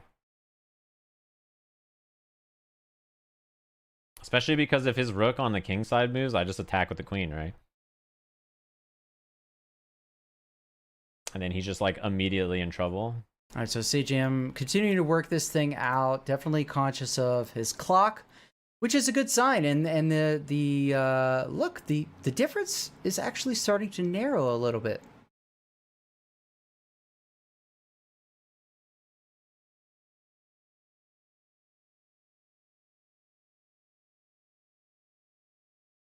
If I were to put a rating on this game, I would honestly say that these players are playing double their ratings right now. Wow. This is a game that you would probably see around the 2000 range. Like, they have played really good chess so far. So this is insane. Like, they're thinking strategically, their structure's really good. They really haven't made any mistakes so far. Like, the first one was a little bit suspicious, but this one is so strong. Yeah, and what do you think about that king move? I liked it. I liked it because the one move that you do want to play as black is f5. That was the point.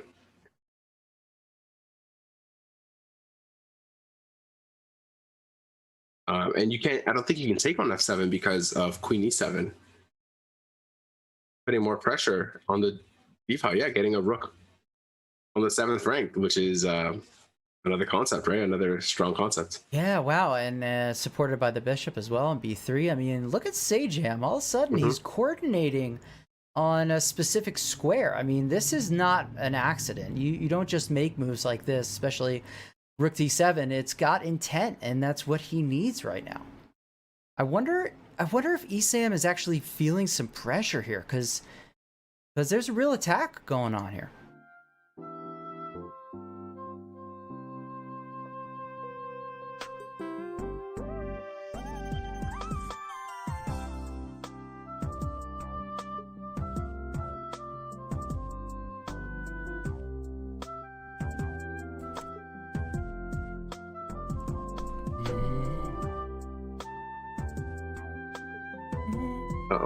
This gives black a slight edge here. With f5, I really enjoy f5. I wonder what Sajam is going to do here. Oh, because it gets rid of the defender there.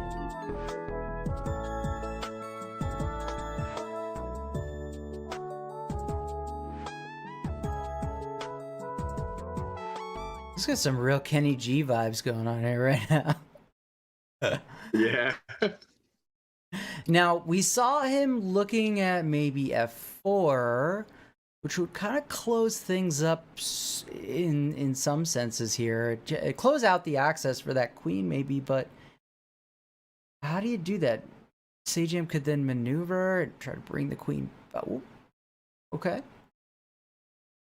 Yeah, taking on and opening up the f file, but you might open up too much here. Maybe queen takes f2, king to h1, and then the c6 pawn is a little bit weak, and the rook's on the d file, so you always have to worry about a queen invasion or a rook invasion on the 7th rank. This is tough. Wow. Yeah, this has been a back and forth game for sure. Whereas game 1 was really more about time, this is more about plans.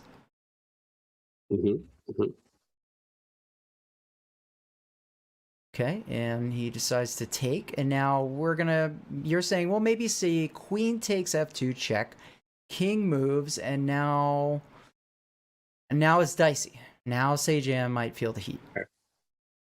Right. As my maybe rook takes was maybe slightly better. But as my Ukrainian coach would say, now what do? Shield Anvil in the chat saying they're both just tapping jab. Sounds about right. Sounds about right. Yeah.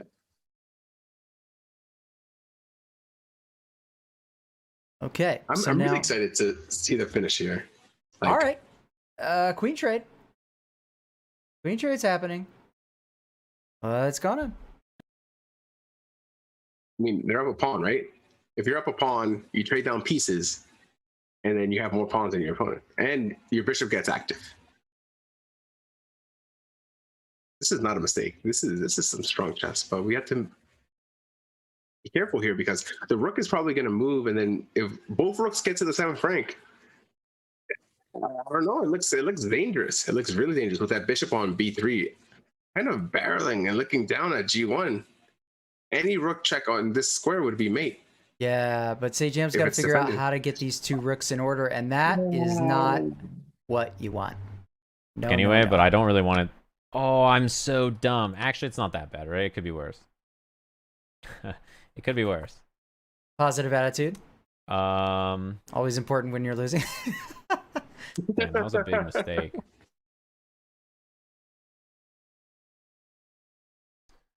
That was a big mistake. I think it has to go. It has to go here, probably, right?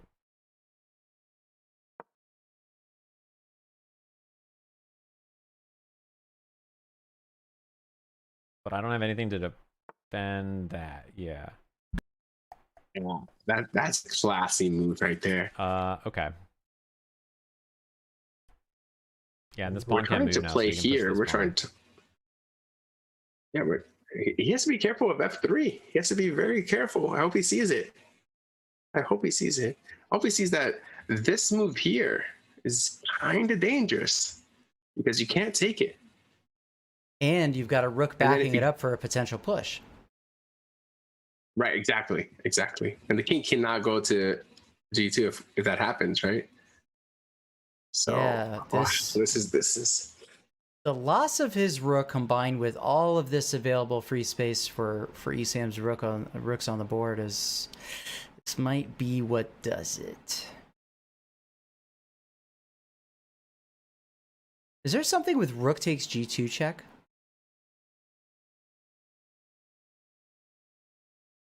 There might be. There's a lot of ways to finish this game, I think. Esam has a lot of time. He needs to spend it now. This is the time where he needs to kind of stop. I would even consider some moves like... And he pushes. Yeah, has to push here. I mean, it's open. How about a under promote to a knight with check? If the pawn were on h4, like his h7 pawn were on h4, I would say yes. Or if it were on h5, yeah. I don't know. Maybe he saves it. Maybe he saves it to put a little bit of put a little bit of English on it, as I like to say. What is Esam thinking right now? Yeah, let's go. He seems like he's pretty happy with the state of things. I don't want to be in him. But I thought about it. Chat. Just know it says down here. I don't know if you can see it.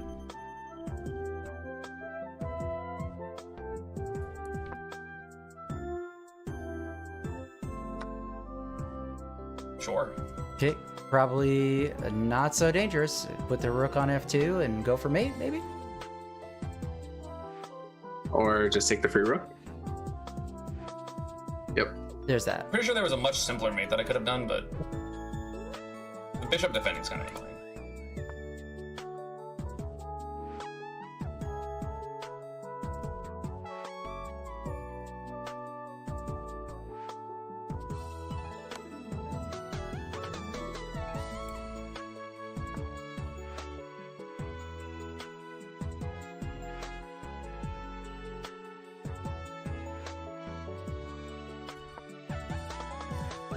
No stalemate danger here with a lot of pieces that can still make moves. For white, you got a bishop, you got a bunch of pawns. Esam's got this in the bag, it looks like. Yeah. And here, a very clean way to win is just to play just rookie. Okay, you can win the bishop. But here we are going for mate, and there's just all this free stuff.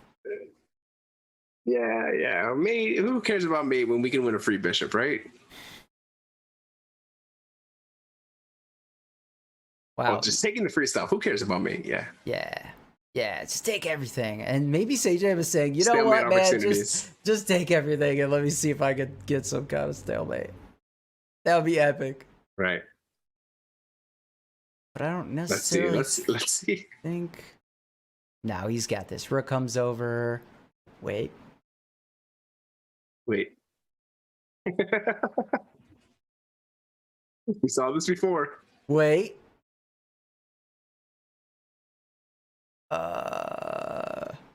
Fortunately, he has a pawn that can move to g5. Yeah, this should be okay. Yeah. And there we go. It's done. Esam has wrapped this one up. 2-0. Match over. Woo! Esam takes it home with a weird freeze frame. Stressful. But I got the one lead. Damn. One mistake? No blunders? Esam? Kinda nice with it. He's loving it. Was it? He's put it in the books. It's over. Esam defeats Sajam in round 1 of Tournament Arc 2. That is the conclusion of our match, but not the conclusion of our broadcast, because when we come back, we're going to interview Sajam and Esam. So Wow, JT, pretty strong performance from Esam, and it makes me wonder, with 4 other competitors yet to be seen, with Sea-Dog and Giga, who we know also can be very strong, this is going to be a cool winners bracket with Esam up there. What do you think? It's going to be insane. I can't wait for tomorrow. I mean, we still haven't finished today. We have to see what they're saying, but I can't wait for tomorrow. I can't wait for next week. I think every day is going to be action-packed, and there's going to be a surprise every single day. So make sure you don't miss that. Yep. And with that, we'll be right back with the players. So stay tuned. Don't go anywhere. And we'll see you in just a few minutes.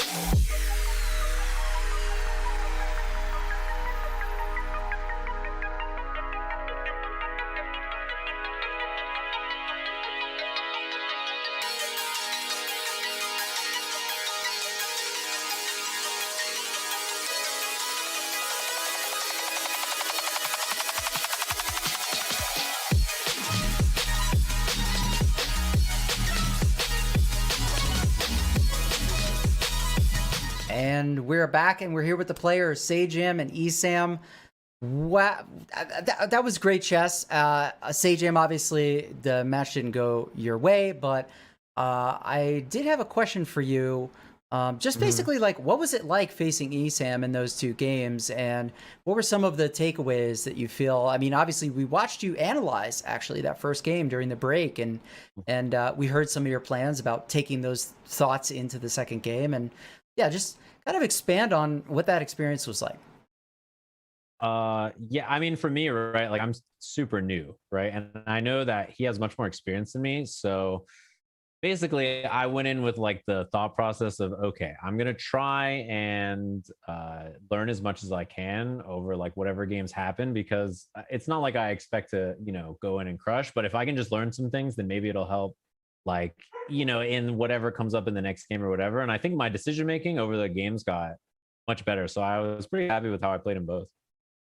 Yeah, and JT, I mean, you and I kind of talked about that, right? We made the observation in that second game that the separation on the clock was very reduced, right? It was obvious that Sajam was talking about wanting to make some faster moves, and I think we saw that. Esam, what was that like for you to see that change in Sajam in the second game? So I definitely noticed that. I literally mentioned it in my stream. I was just like, Sajam's playing a lot faster, because at some point in the first game, it was like 8.5 minutes to like 2.5. And granted, I play fast to a fault, so I kind of anticipate that I'm going to be ahead on time against like everybody. Granted, I haven't studied the other players terribly much yet. But I noticed he was playing faster, and I was like, okay, this is good. But I had the mindset of like, okay, well, like the opposite side of Sajam's like, I'm more experienced, so if I just don't mess up, I should find the opportunities, whether it's even like we're even all the way to end game, I get a single pawn and then convert, stuff like that.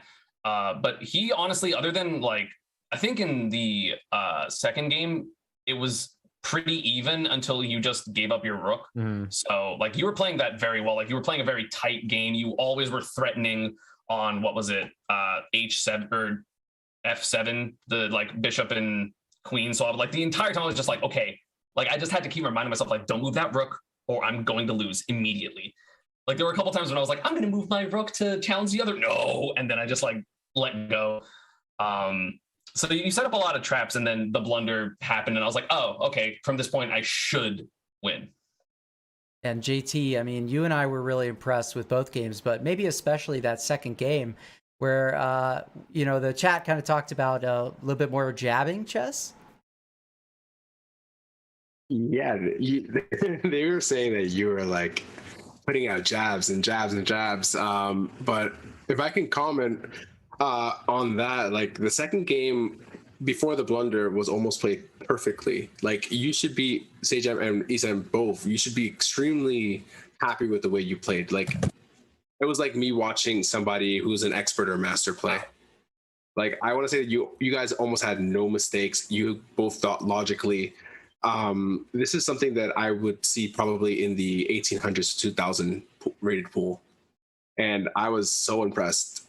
I was just going back, like, thank you. You guys saw the F5 break. You guys saw doubling the rooks. You saw, you know, moving the pieces around. Nice C5, trying to get the bishop pair away, and then bishop captures C5 because the bishop is not doing so much. Like everything, you guys just saw everything, right? And it was just awesome to see good chess being played. And congratulations to you both. And if you Sajam, I know you're going to the redemption arc. If you keep playing like that, they're in trouble. They're in trouble. My thought process is like I'm like super green, right? So I've only been playing since like the start of this week, and my thought is like, okay, if I can make it to like the second week, right? I was like, I think my chances are way higher. I just have to somehow not get eliminated this week, and then next week I have a good chance, right? But like if I get smoked now, then I'm like, oh well, good games, I tried. Well, Kizzy will blunder stalemates against you, so you should be fine. Oh, I play someone else actually. Oh wait, no, yeah, you're wrong part of bracket. Sorry. Yeah.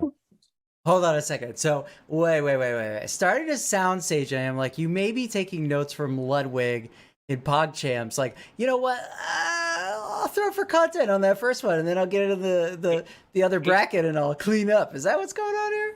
It's literally zero throw. I'm just like, my thought process is like, I see where I started and like where I am now, and I'm just like, okay, if I can just somehow survive, like I have a chance to do better, and then like, you know, make it further. But yeah, I mean, it's hard. I think everybody is like, you know, at the point where, you know, we're all really interested in trying to learn. And my thought process is, even if I play the worst chess of my life and I lose both, like, you know, sets immediately, I'm like really excited either way, because I've always wanted an excuse to learn chess, and I never really had one. You know, it was like, oh yeah, I guess I could learn chess, but if I do, I want to get like really interested in it. So it's like a good time now to just be like, okay, I should probably sit down and actually play some chess. So even if I get smoked, I'm pretty happy that I learned it either way. The fact that you've only been playing for a week, and like I analyzed the second game as well, and you, other than like the big blunder, like you, as they said, you basically played perfect. And I see more mistakes against the people that I play against in like quick play that are like 1100, 1150. Like you played that super well. It's why I think I'm so behind on time, because like I have like no plan in the opening. I make like 3 moves and I'm like, okay, I don't know what's happening. So I have to like sit and think about the whole entire board. So in the second game, I tried to play faster, and then I blundered because of it. But I was just happy I played quicker. Well, we're actually going to see both of you again on Sunday this weekend, and you will each play the winner and the loser, respectively, Esam and Sajam, of the match between Seadog and Giguk. And Esam, I want to ask you, do you feel like one player strikes a little bit more fear maybe in you than another? Or are you kind of like worried both ways, not worried both ways? I'm a bit worried. As far as I remember, I could be misremembering, but I think both of them are over 1,000 rating. And I think this was Tournament Arcade, or it was a different chess tournament, in which case I apologize. Giguk won the first one. Yep. So he's the reigning champ, so I would be a little bit more scared of him. But I mean, if I just slow down and play, I'm way better than my rating shows. And if I'm better than my rating shows, then that means I'm the best player here in terms of just like conceptual. I'm not saying I'm better than them. I'm not saying I'm going to win, but like, that's my mindset of just like, if I just play well, I will beat everyone, which is kind of how I think of when I go into tournaments, like Smash tournaments. I'm just like, if I just play well, I'll just win the tournament. And then the times I have thought that and executed, I won the tournament, or, you know, lost to the other best players in the world, in which case, oh, sorry. But and Sajam, what do you feel about also having to face either Giguk or Seadog in your next match? Yeah, I'm excited for it either way. I mean, no matter who I play, my strategy is the same. Tonight I'm going to play some chess, tomorrow I'll play some chess, and then Sunday, like, you know, I'll show up and play. And if I do well, hell yeah. If I do bad, you know, I'll watch the rest of the tournament and I'll be cool with it. So I'm not too bothered either way. I'm just really interested to see the matches tomorrow, because the Kizzy Ollie match especially it was too much for my like body. It was insane. It was so sick. So I'm like excited to watch no matter what. Awesome. And JT, I'll let you have the last question here before we say goodbye to the players. When's Marvel? No, I'm just super proud of you guys, and if I don't really have a question, but I would say focus a lot on doing tactics. That's what's really going to set you guys apart, because people are going to make mistakes and you want to be able to have the tools to capitalize on those mistakes. So make sure you're doing that and prepare for the next one. Puzzles are lit. I'm at like 1900 in puzzles. They're super fun. Puzzles are tight. Yeah. Well, all right, guys, that was an awesome match. Quality chess from both of you. And we're excited to see you both back here on Sunday. Good luck in your preparation for your next match, and we'll see you then. Yeah. Bye. Later, gamers. There you have it, guys. Esam and Sajam. Moving on to different sides of the bracket, but there's still chances for them to maybe even see each other again. And that's kind of what this redemption arc is all about. Somebody who did not win their first round today and or tomorrow will make it all the way back to the grand final to play somebody for the championship. So, JT, maybe looking ahead at tomorrow, we've got Tectone, Rustage, and then Sea-Dog, Giguk. Do you want to make predictions? Which matchup between the two are you most excited about? Like the floor is yours. What is tomorrow going to be like? I'm expecting a really good match against Gar. Like I think we're gonna get a crazy match between Sea-Dog and Giga. And I don't want to call numbers, but I want to draw on that one as well. I think that would be hilarious. And Rustage versus Tectone, I mean, Tech is just so charismatic that you have to root for him. If you don't, you're like a villain. So as much as I like Rustage, I feel like I'm a bit biased towards Seki. I gotta say I'm the other way. I think that Rustage is stronger than even he may believe, and we've seen what we've seen from him in Tournament Arc 1, but this is different. I mean, Rustage has experience in a tournament setting, and Tectone doesn't, so that may be another thing that could seal the deal for Rustage. And obviously Sea-Dog and Giguk with the history of Tournament Arc 1 and that draw in the final that sealed the deal for Giguk. I know there is so much buildup here.